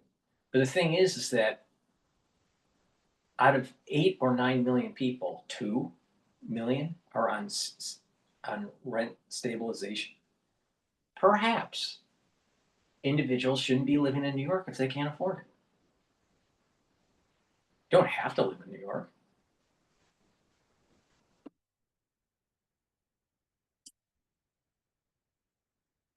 Netanyahu were to come to New York, he would arrest him because Netanyahu, as you know, is wanted on an international arrest warrant by the International Criminal Court, to which the U.S. is not a signatory. That is a policy that is perhaps easier said than done. He would actually be able to do it. But more, perhaps above all, beyond the affordability question, he wants to keep New York a sanctuary city, and he wants to make sure it avoids the fate of some other cities which have been very, very harshly targeted by some of the Trump policies, with federal agents deployed on the streets cracking down on immigrants. He wants to make sure that he protects immigrants in detention centers, possibly by trying to bar ICE agents, federal ICE agents, from entering those facilities and ending cooperation on the ICE crackdown with the federal government. Now, as you obviously mentioned, Trump definitely not a fan. He's threatening to withhold the federal funds. Yeah. And there's also setting up a divide within the Democratic Party too, because Chuck Schumer didn't endorse him. The congressional House Minority Leader Hakeem Jeffries only endorsed him in the 11th hour. Yeah. So what does all of this mean for national politics? A lot, because basically the success, and let's say that, it's 99%, according to a lot of the bets, that he's going to be the mayor after Tuesday of New York. If Mamdani becomes the first Muslim, the first self-described Democratic Socialist mayor of New York, will he be able to make good on the promises, some of the policies I was just talking about, including, by the way, free childcare? I didn't mention that one, a very big issue in New York City. If he's able to do my gut feeling is that he's going to get in, and the time that he gets sworn in, all the way to the midterm elections, which are November of 2026, New York will be okay. It will be roughly what's happening right now. But after the midterm elections, that's when you're going to start seeing the costs starting to increase and the decline of the society in New York. So what's going to happen during the midterm elections? The ultra libs are going to say, look at New York. New York's fine with the mayor. Everything's fine. Not telling their constituents that there's a time lag between by the time you start ushering in your social policies and the actual adverse side effects. There's a lag period. And that lag period will come to fruition after the midterm elections. So the ultra libs are going to say, look, Mamdani's doing a great thing, so just vote for the ultra lib. And dumb, uneducated, young will buy into the socialism. Unfortunately, they're coming from school. They these uneducated types, they come from universities that have been brainwashed with socialism. They've been brainwashed with Marxism. They think that they deserve to be living in New York. They don't deserve to be living in New York. Even if you were born in New York, you don't deserve to be living in New York if you can't afford it. I mean, get real. Now, the other part to this is that they're been brainwashed into this Marxism, and they think that, well, we'll just get a candidate in and make things more affordable and everything will be hunky-dory.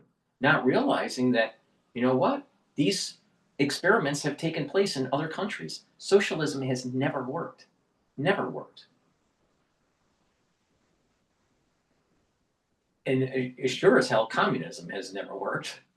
And the grand experiment, like I keep on saying, has happened right after World War II between West Europe and Eastern Europe. And Eastern Europe was under the umbrella of the Soviet Union. And the Soviet Union was communist. And when the fall of Berlin Wall fell, which was before most of these millennials were even born, all the millennials were before all the millennials were born. So these people that are pushing socialism don't know their history. So this is why I say they're uneducated, because they're not paying attention to a time period that was before their birth. That these socialistic policies have been tried, these communistic policies have been tried, Marxism has been tried and has failed. Miserably. Miserably. Now, some countries tried it and it was just over, a couple decades or even within a decade and it failed. And other countries, it was over the whole duration of the Cold War. But it's failed. And they don't want to pay attention. They want, let's try new things. Let's try new things. They're uneducated because they don't know their history. And they're uneducated because they don't know the philosophy of the Enlightenment. They don't understand it. You ask these people that are voting for Mamdani, who's John Locke? Where's John Galt? They don't even know what the hell you're talking about. They didn't read Ayn Rand. They don't understand that socialism destroys the incentive for individuals to start businesses. They don't understand there is this such thing as bourgeoisie virtue. They don't understand that building businesses is more important than taking from the government. They don't understand the after effects of Marxism and communism during the Cold War and after. They sure as hell don't understand life, liberty, and property under John Locke and the Enlightenment. They don't understand the Federalist Papers. They don't even understand that we're not even a democracy. We're a constitutional republic. And the reason why we have civil liberties and the branches of government is to protect property. Because our founding fathers understood the warnings of Socrates and Plato under the Republic, that if you have a democracy in a pure form, the plebs will rise up, destroy the society, and then a tyrannical regime will take over. That's the main takeaway of the Republic, written by Plato, which is a conversation of Socrates with individuals, talking about these different stages of society. They didn't read the Republic. They don't know who you're talking about when you say Plato warned us of this. They don't understand the differences between Keynes and on steroids and having fiscal and monetary ease and pumping more money into the system will lead the society to become less efficient.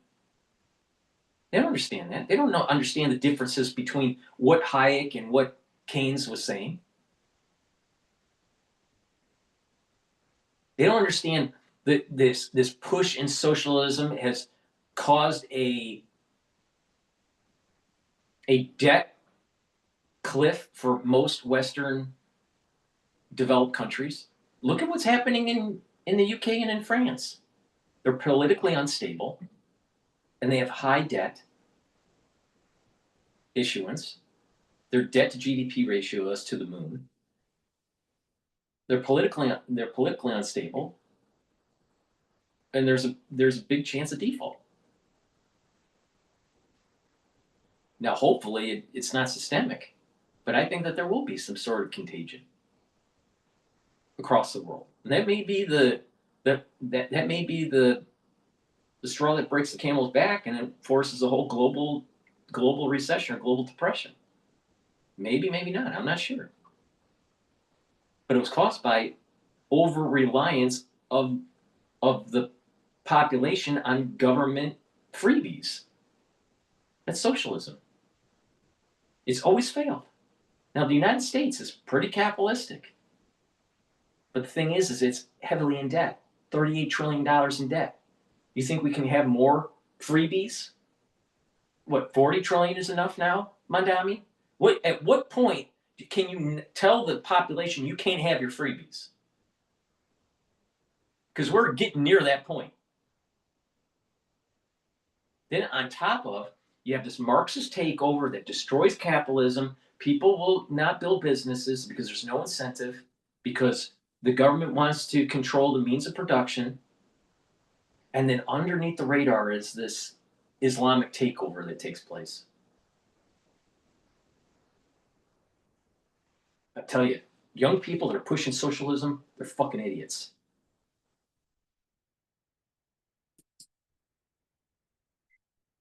Set the stage for a new type of Democratic Party. The Democratic Party right now is inhabited by an older generation, mostly. The younger generation, the Mamdani generation, we call them dinosaurs, including, the Andrew Cuomo, right? The three-time governor who had to resign in 2021, who's now running as an independent because he lost the primary against Mamdani back in June. These people are seen as outdated by the new generation. They are, old wine. They don't want to put it in a new bottle.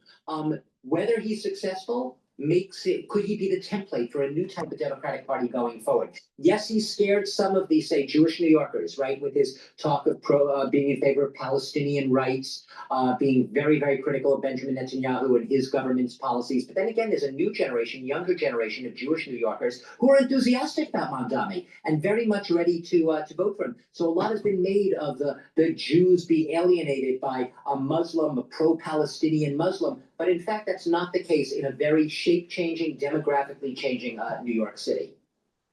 And to sort of look at the tea leaves for a quick second, in 2026, we've got midterm elections. Yeah. So depending on what happens here, could this be a template for Democrats looking for candidates? Absolutely right now. You mentioned two of them, right? The two top Democrats right now in the Congress are Hakeem Jeffries, who's the House Minority Leader, Chuck Schumer, who is the Senate Minority Leader right now. Very powerful, both New Yorkers, by the way. And yet right now, they could, if Mamdani is successful, sort of lose out in that battle for the soul of the Democratic Party going ahead. Doesn't mean that it's a shoo-in, that Mamdani's template of the Democratic Party is going to win out, but it could set the template. I'll tell you one thing, I'll end with this. Everyone is watching what happens in New York to see if Mamdani can change the mold and set the course for a different type of Democratic Party going forward, especially into the 2026 elections. Doug, thank you so much for joining us, sharing your analysis.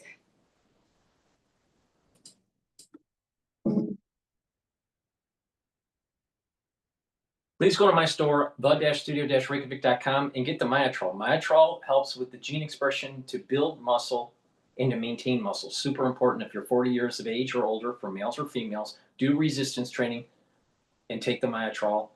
This has polyphenols, flavonoids, and lignans to help with the gene expression to build muscle. And also, take Gladiator Barley. Now, you can stack the Myotrol with the Gladiator Barley or take them separately. It's up to you. But you will get synergistic benefits on gaining muscle by taking the Gladiator Barley and the Myotrol. Now, Gladiator Barley will help to build muscle. Do resistance training with this, and it'll help to build the muscle. But it'll also bring down inflammation, soak up free radicals, and detoxify your body. And when you do that, you're improving your immune system, your endocrine system, even your brain function. And you'll recover from your workout. So please go to my store, the-studio-reykjavik.com. Get the Gladiator Barley. This is a month's supply. It's a micronutrient protein powder. You can't get this anywhere else. This is very powerful stuff here. Take it every day. Mix it with soft foods. That's how I do it. But you can mix it with a smoothie or just with filtered water or even with milk. But take it every day and do some resistance training throughout the week to help to build muscle And if you stack it together, you're going to get added benefits on being able to build that muscle and maintain that muscle. So please go to my store, get healthy. And when you're improving your musculature, detoxifying your body, bringing down inflammation, you're slowing down the aging process. Please go to my store, use discount 5, you get $5 off any order. Click the link in the description. It's the-studio-reykjavik.com. Go to my website, get the great products that I offer, especially the Gladiator Barley and the Myotrol. All right, let's take a look at most voters blame Republicans for shutdown. Of course, NBC's saying that because a Democrat's never wrong on NBC.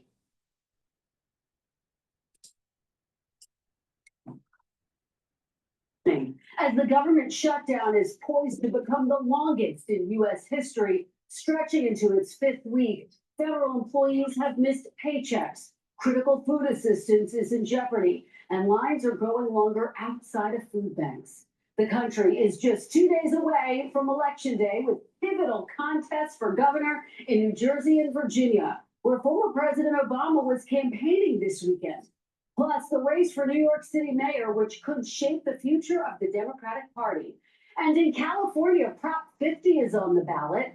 Governor Gavin Newsom's attempt to add safe Democratic seats to the congressional map in his state in response to red states doing the same at the behest of President Trump. My interview with Governor Newsom is coming up next. But first, we start with Steve Kornacki and a brand new NBC News poll with some big results. Steve, break this down for us. Yeah, Kristen, as you say, 48 hours from now, the first votes of major elections since last year's presidential, we're going to get them. And this NBC News poll here is our first poll since the spring. And what we find is a mood that has soured on Trump and the Republican Party in that time. An approval rating of 43% now in our new poll for Donald Trump. But check out our previous poll. This was back in March, 47-51. He was starting out now well into his first year of the second term, down to a 43% job approval rating for President Trump. This, of course, coming against the backdrop of the government shutdown. We asked the question, who do you blame? 42% say Democrats in Congress, but 52% say it's either the president's fault or his party in Congress's fault. This is striking, Steve, because here we are a month into this shutdown now, and more Americans still pointing the finger at Republicans for this. Certainly seems like it could be related to some of the numbers we're seeing here. Now, check this out. Talk about Trump and his job performance on particular issues. Again, basically a year ago, he was elected. We asked folks, do you think he's delivering here? He does get decent marks when it comes to border security and immigration. Slight majority say he has lived up to what he promised to do there. But on none of these other topics do you see that number getting past the mid-40s. In fact, the low 30s down here on the economy questions. Well, and part of why President Trump was elected on the economy, now it seems like it could be a headwind heading into Tuesday for Republicans. And a huge shift, obviously, from his first term, too, when he actually did get good marks there. So you talk about heading into this Tuesday. We asked folks about their enthusiasm for the midterm elections. That'll be next year, 2026. But this was astounding. 66%, 2/3 of all voters have a high level of interest. We will find that number typically on the eve of the actual midterm election. This is a year out. And this is what's encouraging for Democrats, troubling for Republicans. More enthusiasm for Democrats. That high level of interest, it's about 3/4 of Democrats. It is a little bit lower there for Republicans, and that could feed into the second part of this equation. And as we ask folks, midterm election, which party would you want to control Congress? And the Democrats have now in our poll, this is significant, opened up an 8-point advantage over Republicans. We checked this back in the spring. It was dead even. That 8-point level is typically what you would find for a party that's poised for a big midterm election. That's the kind of lead Democrats had when they swept to power in Congress in Trump's first term. So we'll see if that holds now going forward, but that's a potentially big shift. Are there notes of caution here for Democrats? Yes, there are. This is the big one right here. The party's image. Democrats only 28% positive. Look at that, 53 negative. Republicans, it's only 37 and 46. Democrats are 25 points underwater. And we should also note, this is coming, as we say, during the shutdown. And our pollsters do note that sometimes during shutdowns, there can be a little volatility in these numbers. So I think it really heightens the stakes for Tuesday night in these elections, and especially in New Jersey, because Republicans think they can win that one. And if Republicans can win in New Jersey, despite the numbers we're showing here, they're going to be feeling a little bit more encouraged heading into next year. But if the Democrats have a big night, these numbers, a lot to say about it. Yeah, Steve, all eyes are going to be on New Jersey, that closer than expected race. Steve Kornacki, and fascinating findings. Thank you so much. Please go to my store, the-studio-reykjavik.com, and get the resveratrol. Resveratrol is something I've been taking for decades. It helps to soak up free radicals. It's an antioxidant. It's going to help the health of your mitochondria so you'll have more energy. It helps with youthful gene expression and helps to get rid of cells that need to go into apoptosis. All right? When you have senescent cells just sitting there, they collect garbage. Resveratrol helps to get rid of those cells to go into apoptosis. Resveratrol stacks well with C60, ubiquinol, NAD+. Please go to my store, get the resveratrol. Resveratrol also stacks well with Clarity Factor. Now, omega-3, super important to take for cardiovascular health, brings down inflammation and helps to control your lipid profile. In addition, omega-3 helps to prevent your red blood cells from overclotting. So please go to my store, the-studio-reykjavik.com, and get the omega-3. Make sure you use discount 5 and you get $5 off any order. Now let's listen to MSNBC telling us on how Trump is so bad and that the Democrats are going to take over. And this guy, he really needs a haircut. He's looking like, what is he, like, some sort of radio talk show host or something. I mean, this guy, I'll tell you, is such a clown. But let's continue. I shouldn't be so ad hominem. But he really needs a fucking haircut. That's 2 short days away, or long, depending on how you look at it. And one of the most watched contests is the New Jersey governor's race, where different polls are saying different things. A Quinnipiac poll released on Thursday shows Democratic Congresswoman Mikey Sherrill leading former Republican State Assemblyman Jack Ciattarelli by 8 points. Another poll released Friday by Suffolk University shows the race within the margin of error, with Sherrill leading Ciattarelli by just 4 points. Another major election to watch, the Virginia governor's race, where former Democratic Congresswoman Abigail Spanberger leads Republican Lieutenant Governor Winston Earl Sears by 14 points, according to a YouGov poll released on Tuesday. That's the numbers for you today.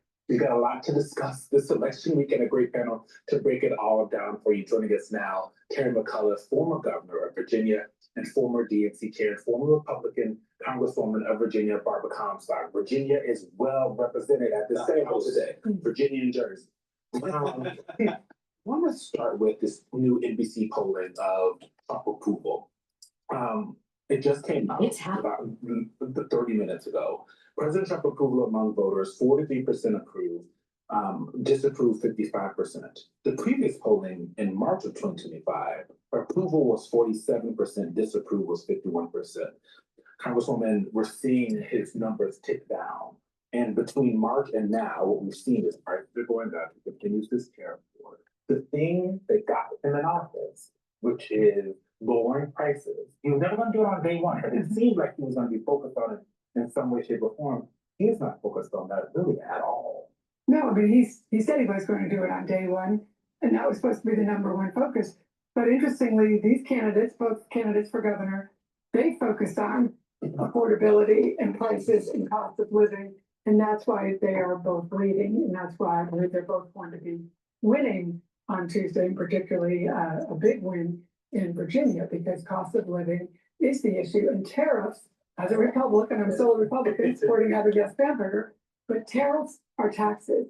Our former governor, I know Terry will appreciate that, our former governor, George Allen, is on that Supreme Court case, a brief challenging President Trump's tariffs as. If the government needs revenue, it can only get it 3 different ways: issue debt, increase the taxes, or have tariffs. So if you want to not be taxed or not issue debt, and you want to maintain the current spending levels of the government, you're going to have tariffs. So what are you going to do? You're going to cut the spending? I haven't heard any of these people say cut the spending. Why don't we lower our taxes, cut the spending, and not have tariffs. But there's an added issue with tariffs, and that is since 1995,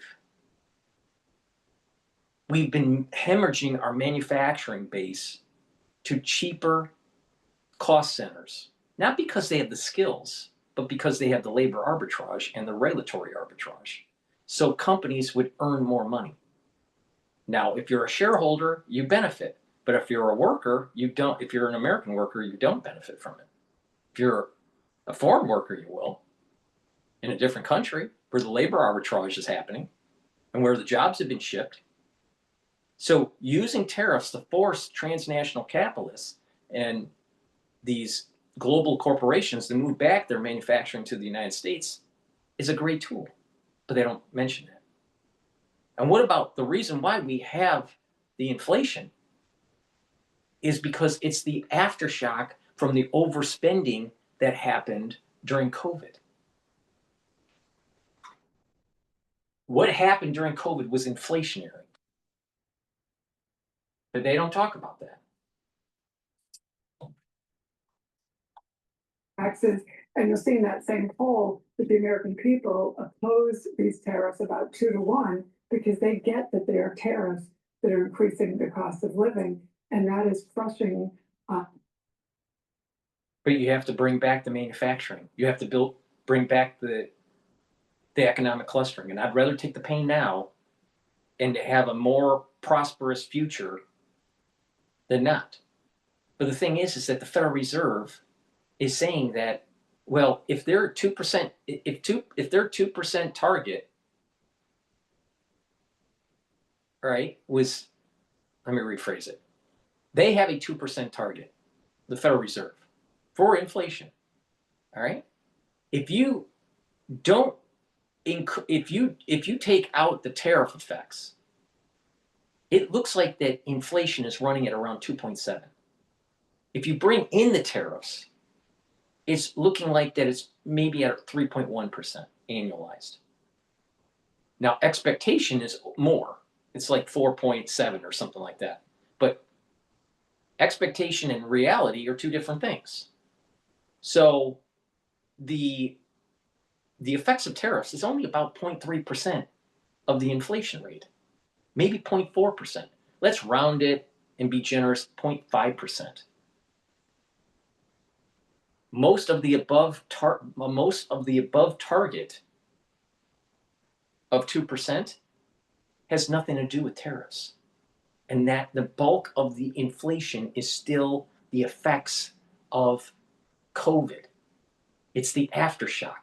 Just like there was an effect of inflation from the overspending of the federal government and the overproduction of the monetary base to prevent deflation during Lehman, that aftershock of inflation carried on throughout the years. So there's a lag period that takes place, and people don't pay attention to this. When someone says that your prices have gone up because of the tariffs, well, in absolute terms, that might be true. But did the consumer, the end user, take 100% of the tariff? In most cases, not. It's about a third of the tariff. A third of the tariff, right? In some cases, it's 2/3. In other cases, it's 0. In some cases, 100%. But in most cases, it's a third. Now, the bulk of the if you are looking at the bulk of the inflation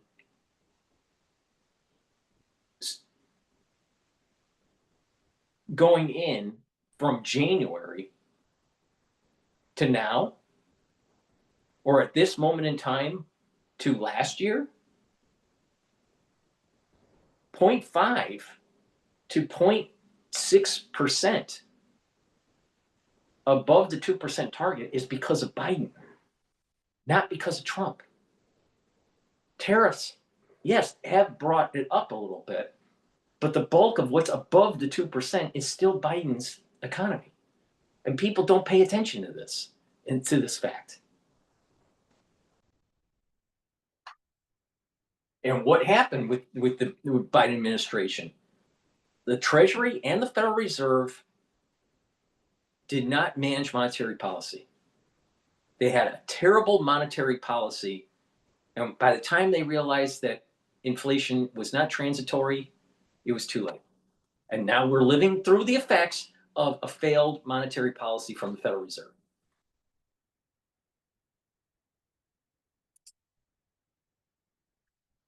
You know, for particularly for lower income people, because it's the tariffs hit them the hardest.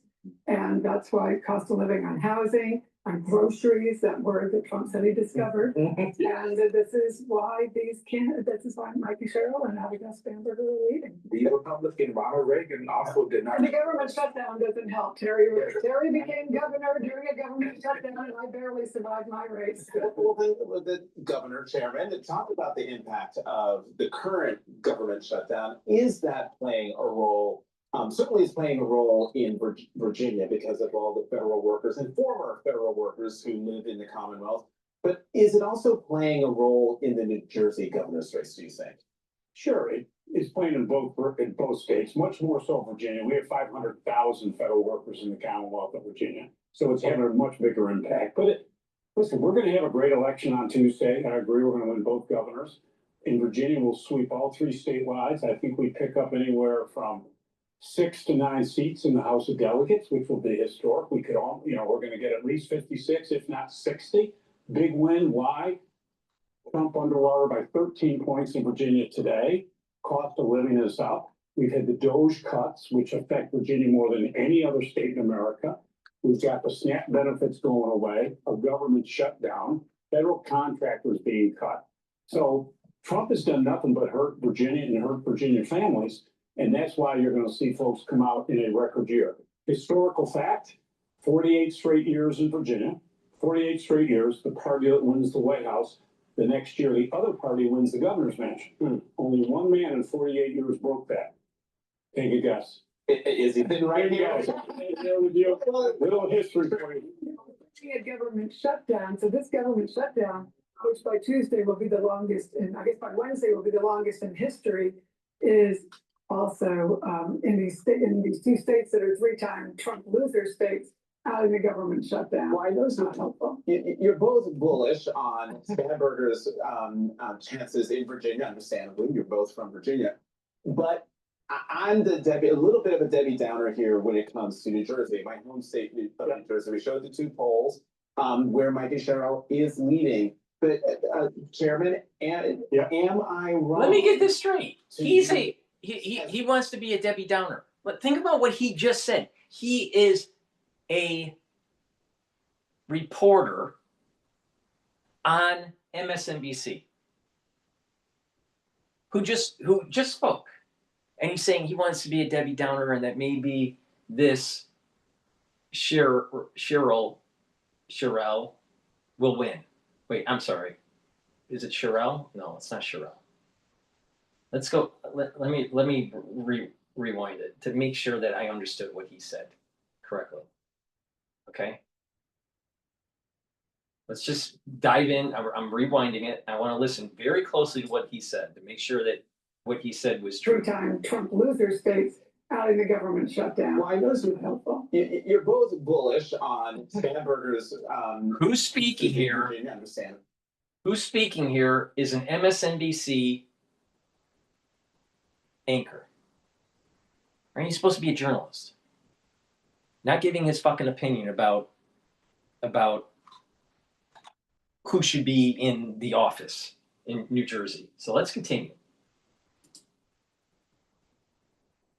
You're both from Virginia, but I'm a little bit of a Debbie Downer here when it comes to New Jersey, my home state of New Jersey. We showed the 2 polls where Mikey Sherrill is leading. But Chairman, am I wrong to be as concerned as I am looking at the New Jersey map from the 2024 presidential election and viewing that as a bit of rough seas, bad, gale force winds, whatever the metaphor is for Mikey Sherrill in her race to become the next governor of New Jersey? So he's basically pushing for Sherrill, Democrat. right? He's not like sitting there and going, well, the voters in New Jersey seem to be a little bit towards the Democratic Party, but it's possible that the Republican Party may get the governorship.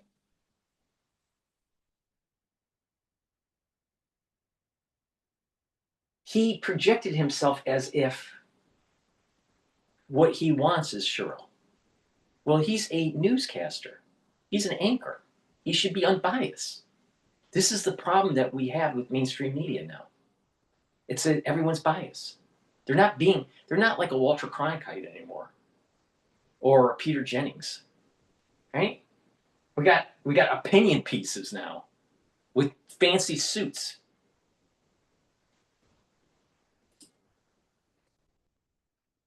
Say she's going to win, but how confident are you that she's going to win? I'm confident. I think she's 4 to 6 points, I'd say, today. You know, great resume, U.S. Naval Academy, fighter pilot, great resume for New Jersey. It's a tougher state, even though it's a state that has 600,000 more people than Virginia has. It's tighter in 21. I ended up getting 300,000 more votes than the candidate for governor in New Jersey. We're a smaller state. I think it's a tighter state. It's more purple, and she's going to win. But this is the best year Democrats could have. If you're going to run for office, this is the year to be on the ballot because of Trump, because of the Doge cuts, because of the government shutdown. People are sick of it, and people can't afford the groceries today. People are upset. 40 million people without SNAP benefits coming up this weekend. And in Virginia, tens of thousands of people, about 300 to 400,000, will see their healthcare premiums go up in the next month. That is a recipe for disaster, and it all goes to Trump.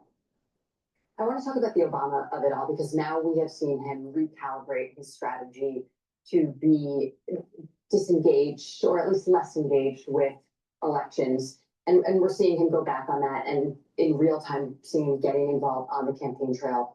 He, for viewers who missed the 7 o'clock hour, let's pull up this clip of him warning y'all on the campaign trail. Anyways, let's watch that, and I'll quiz you guys on the other side.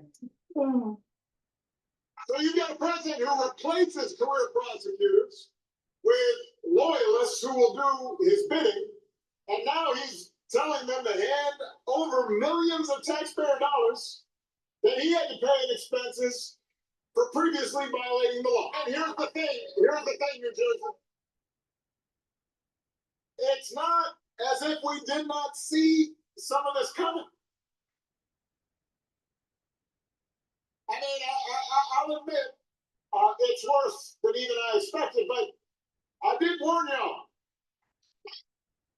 I did. You did. You did a lot. We all. All right, team, listen up. There's a national blood shortage. Who's got donation ideas? Chance of the President's Suite? Classy. Dude, that's so much cheese. Save lives and help win your school $1 million.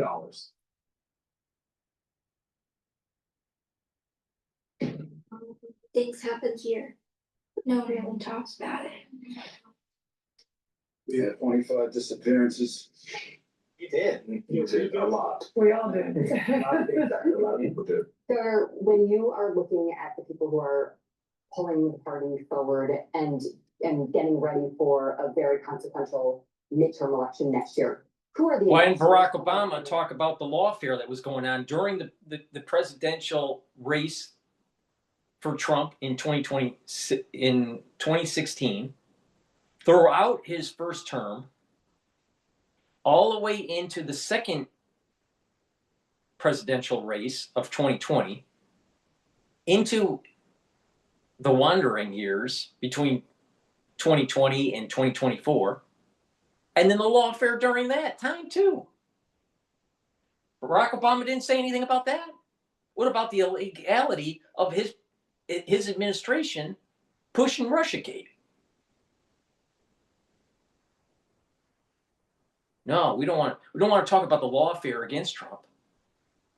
Or what about the soft coup that was going on to slow walk his policies during his first term by the deep state? And with all this lawfare and all these things that were happening, 2 assassination attempts too, on top of it. And that was all by accident. That's all, not associated. Of course it was associated. Don't be a dumbass. No, Trump needs to come in and clean up the mess. And if a Democrat is saying that they didn't do lawfare against Trump, they're not paying attention. Because more than 85% of the population can see that there was lawfare against Trump. Against Trump. Get real. That you're looking to, who you think can speak to this moment? Well, clear as we go into 2026, we have 38 governor's races up, and that is going to be really important. I think people now more than ever are looking to the governors. That's why I always think a governor should be president. You can't have deficits. I wonder why. You actually have to produce every single day, and I think it's important. So I think we have a lot of governor's races, which is going to really get turned out. We're going to win the House of Representatives next year. I feel very confident of that going forward. But listen, President Obama has always been out there campaigning. He did it, helped me in 21, he was 22, 23, 24. He is passionate. He sees what Trump is trying to do, the Affordable Care Act, with 40 million Americans today on the verge of seeing their premiums go up anywhere from 15 to 70%. It rightfully makes him very angry at the great things that he's done to help people get health care. So he is a great ambassador. We cannot take anything for granted. But as I say, Trump is now the most unpopular president in American history, only to beat his prior record. And if you look at 2017 in Virginia, we won by 9 points. That was the first kickback to Trump after the 2016, 27, when Ralph. Devastated Republicans. Yeah, we're very close to that. Congresswoman, you mentioned the midterms, Governor. We have this also in the NBC poll is the midterm outcome preference. 42% want Republicans to control the House. Thank you very much. 50% want Democrats to control Congress. How do, I mean, you're still a Republican, so you're worried about your party right now. How do you think Democrats can keep that momentum going? Because everyone's very frustrated this year, but there's a lot of time in between now and next November.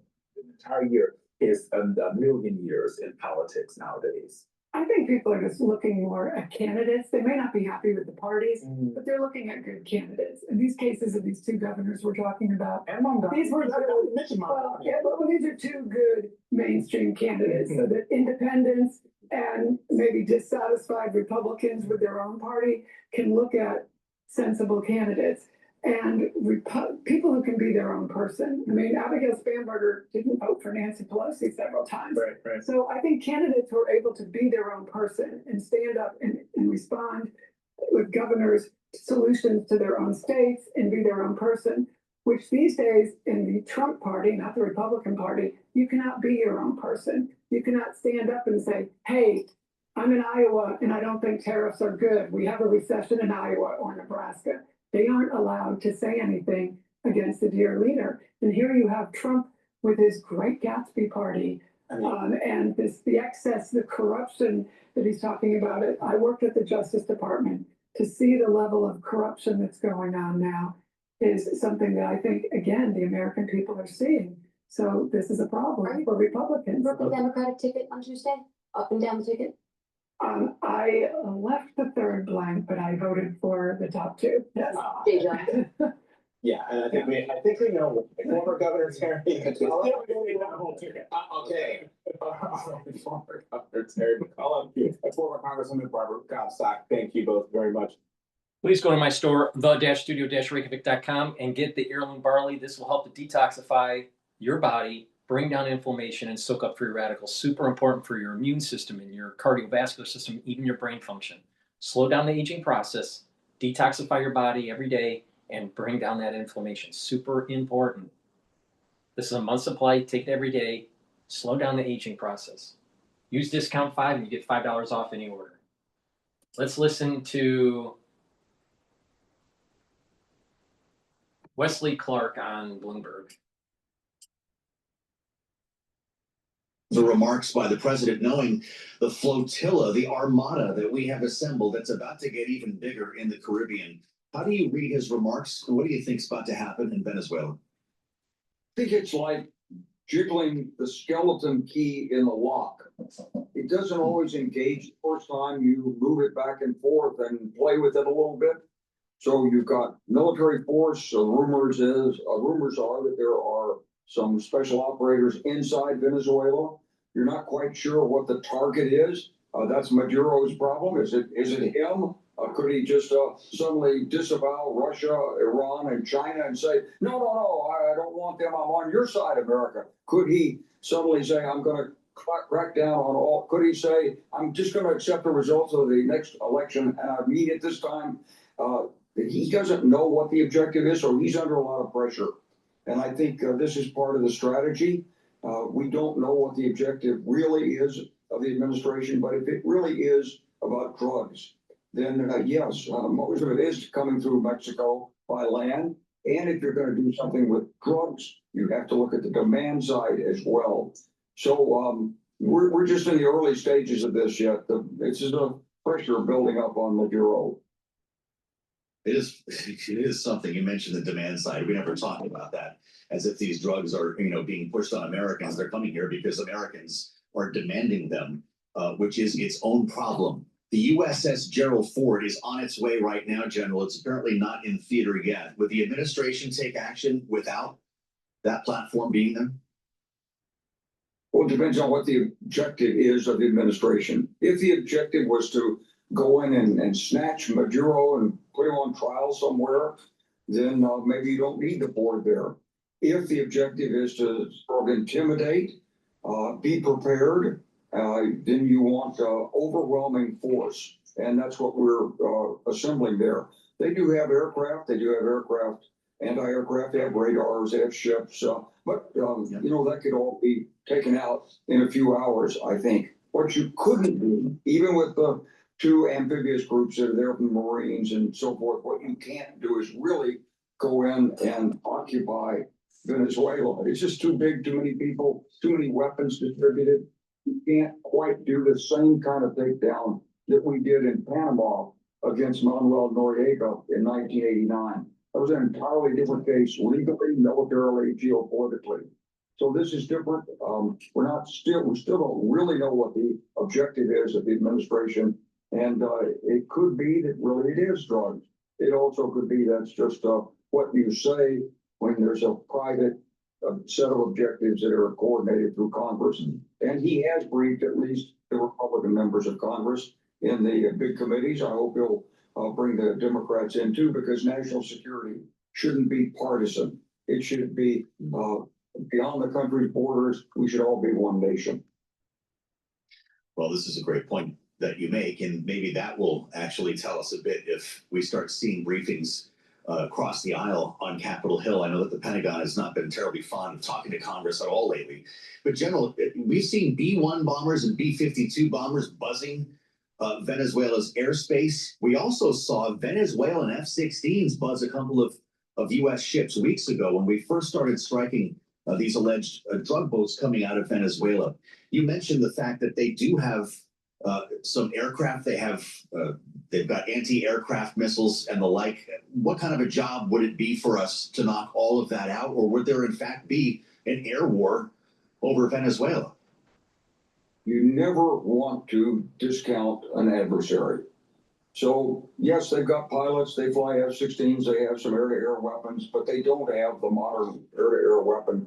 They don't have the system that we have. So there might be an air war over Venezuela. They might get some aircraft actually off the ground. But in terms of our ability to reach out and strike, our ability to use stealth, our ability to name the time and manner of attack and so forth, I don't think there's any question about the outcome. And the Israelis have really pioneered this.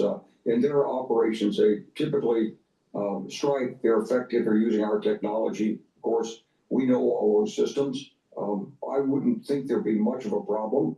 But for the pilot in the aircraft, hey, he's put his life on the line for the country. He's got to succeed, and we would do everything possible to make sure we can do this effectively without losses. Yeah.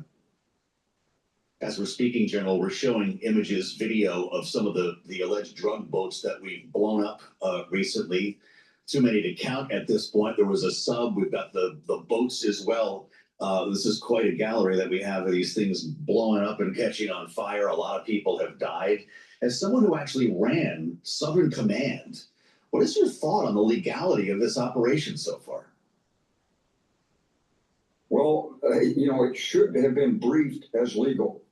Presumably, there's some legal authorization to it. We haven't been told that.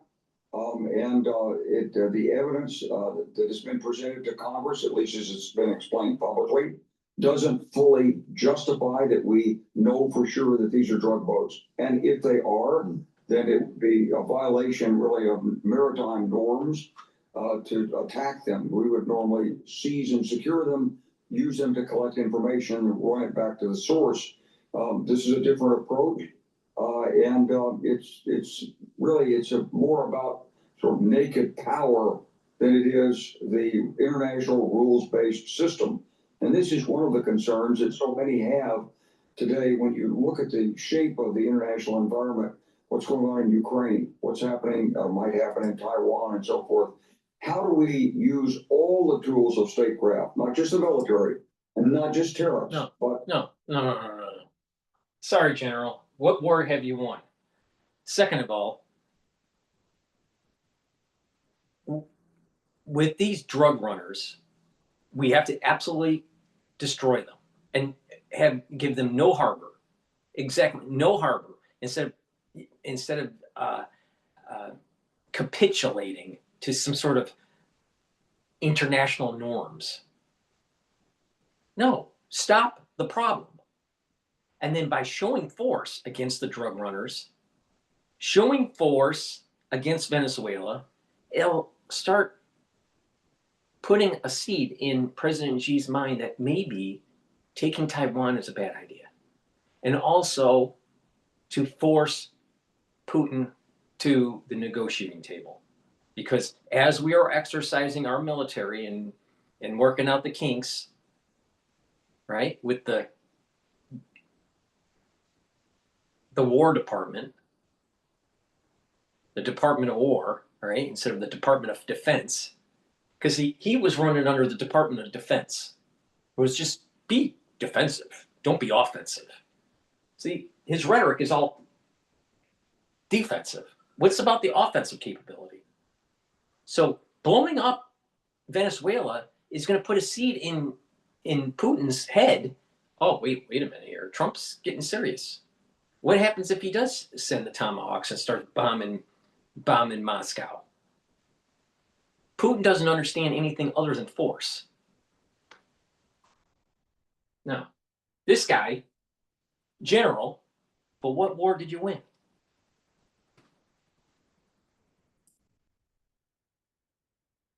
International law, diplomacy, and how do we put it all together in the package that best serves blah blah blah blah blah blah blah blah blah blah. When you look at what's happening with these boats, you have to ask, what if Russia decides to do this? What if China decides that it makes up anything in the South China Sea that's moving must be a threat to China and starts knocking off boats? Certainly wouldn't like it. So I think we have to. And then maybe it's about time that the United States, starts to push back militarily against China, the PLA, against the CCP. Instead of playing this game, well, wait, let's try to be friendly in the economies and all this stuff. Maybe we really need to have war with China. I mean, we sent all of this money, FDI, for the last 25 years or more to build up China and the supply chain. And then these companies are now whining that they have to unravel it. Maybe the war has to happen. Maybe the United States needs to actually start understanding that we can't allow for our enemies in terms of weaponry, in terms of economies, to continue on existing. Communism needs to die. Again, he worked for the Department of Defense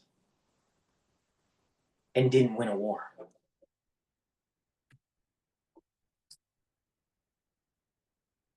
we set.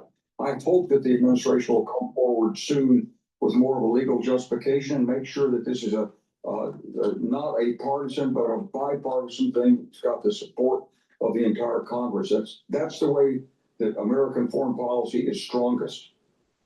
Yeah, General, I only have a minute left, and Yeah, but I the hate problem to is, hold here's this the up. problem. You got a bunch of ultra libs that want the drugs to be coming into the country and to weaken it. Because the ultra libs, they don't like the United States. They don't like God, country, and family. They spit on the flag. They kneel. They promote this BLM movement. They promote Hamas. You can't get consensus, General.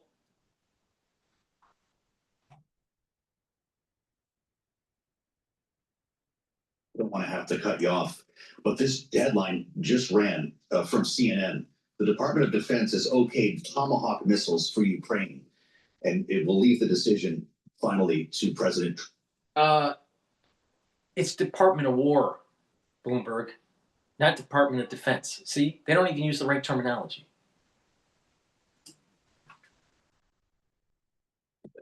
In our remaining 30 seconds, should those missiles go to Ukraine? Absolutely right. Yep, puts more pressure on Putin, brings us closer to an end of the war. Yes. Finally, he Absolutely. said something that makes sense.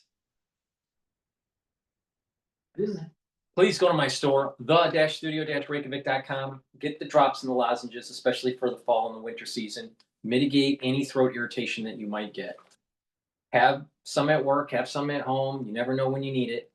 You can get it in blueberry, in cherry, and in honey and lemon. Very high quality drops made from structural nanosilver. And also elderberry zinc. Please go to my store, the-studio-reykjavik.com. Be prepared for the fall and the winter season. Use discount 5 and you get $5 off any order.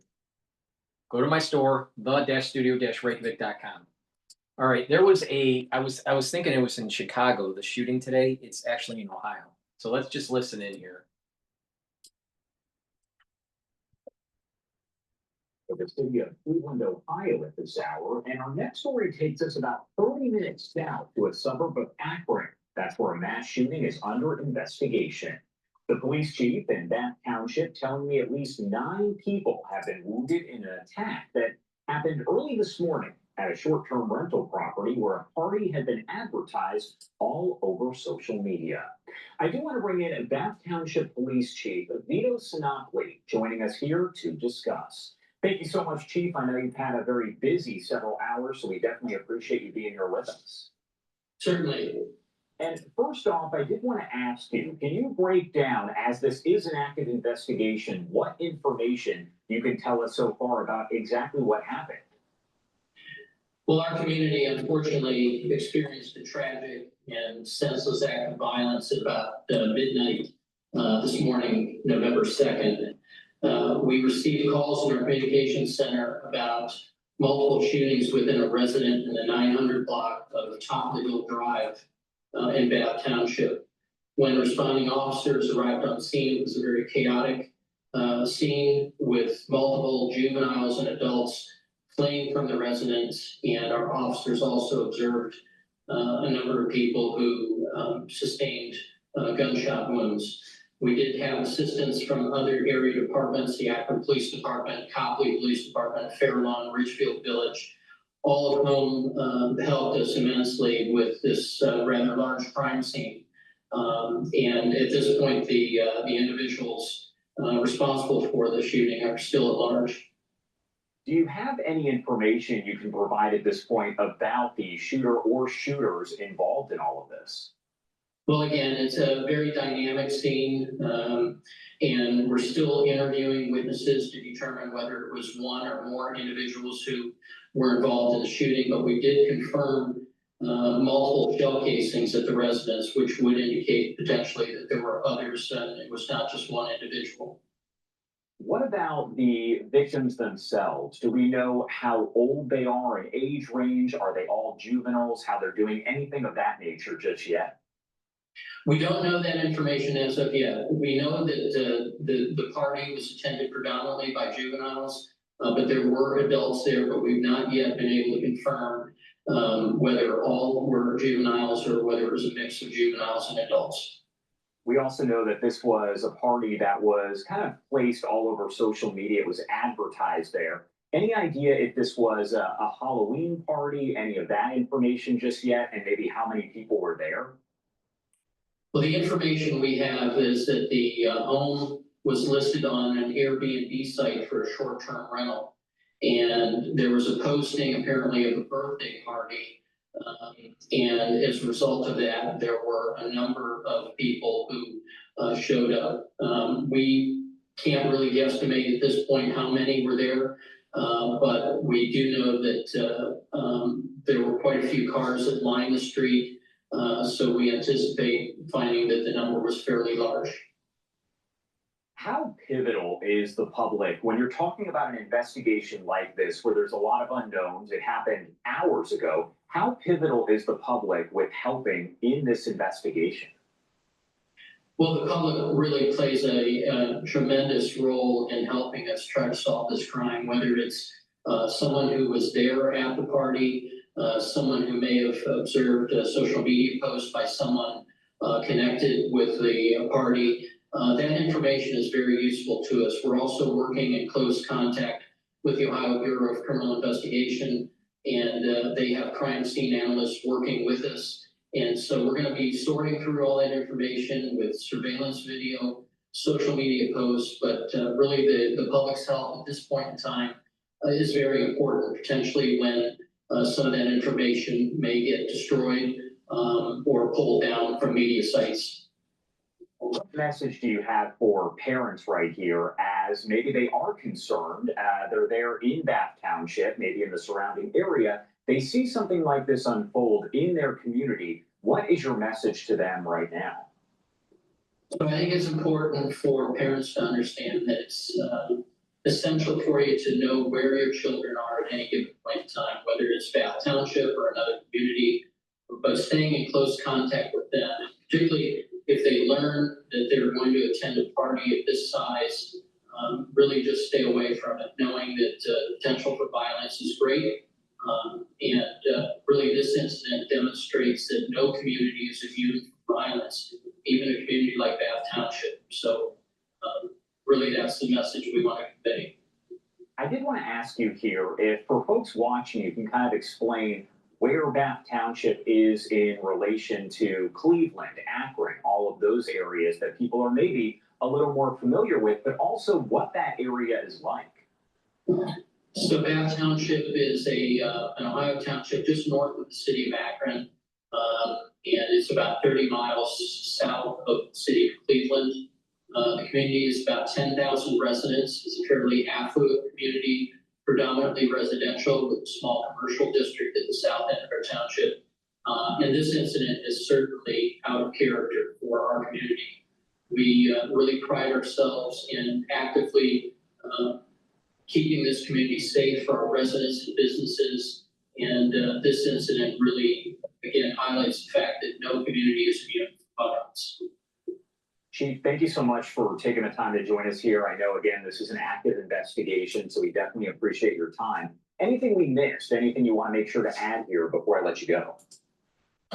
No, we're using all available. Please go to my store, the-studio-reykjavik.com, and get the C60. This is a very potent antioxidant. It's 1,000 times stronger than vitamin C. You can get it in extra virgin olive oil, MCT coconut oil, and also in avocado oil. Now, by taking this every day, you're soaking up free radicals. Take a teaspoon a day, preferably on an empty stomach. Take it every day. You're soaking up free radicals at the cellular level, extracellular matrix, your vascular level, and even at the neural level. And when you're soaking up free radicals at the vascular level, you're reducing plaque formation. When you're soaking up free radicals at the neuron level, you're helping the health of the mitochondria. So the neuron has more ATP. You're reducing stress, so the myelin sheath is intact. The neurons will communicate, and over time improve that neuroplasticity. In addition, when you're soaking up free radicals at the cellular level in other areas of your body and the extracellular matrix, you're reducing stress and inflammation. By soaking up free radicals in the cell, you're improving the mitochondria, boosting up those energy levels. The cells and the tissues will perform better. Your endocrine system, your immune system will also perform better. Your other organ systems will perform better. And over time, your body will slow down its aging process.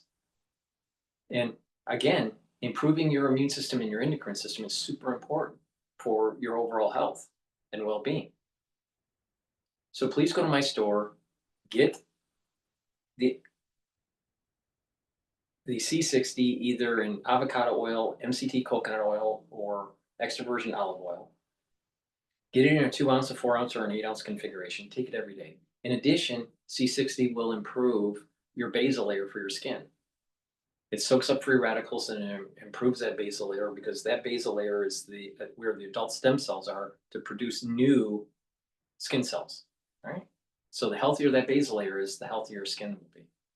In about 1 year, you will look younger if you do it before and after by taking this every day for 1 year.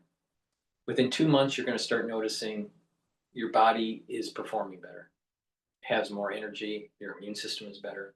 So please take this. It's very potent. It's 1,000 times more potent than vitamin C. Take a teaspoon a day, every day, especially during the fall and the winter season. Because when you contract something during the fall and the winter, you're producing lots of free radicals causing damage. You want to soak that up. Please go to my store, the-studio-reykjavik.com. Get the C60. This is part of my anti-aging protocol. I've been taking this since 2016.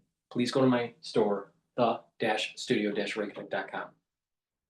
Thank you for listening. That's the end of the broadcast. Please follow my advice. Take the supplements that I offer on my website. The link is in the description. Use discount 5. You get $5 off any order, and you will slow down the aging process and get healthy. Thank you for listening and have a nice day.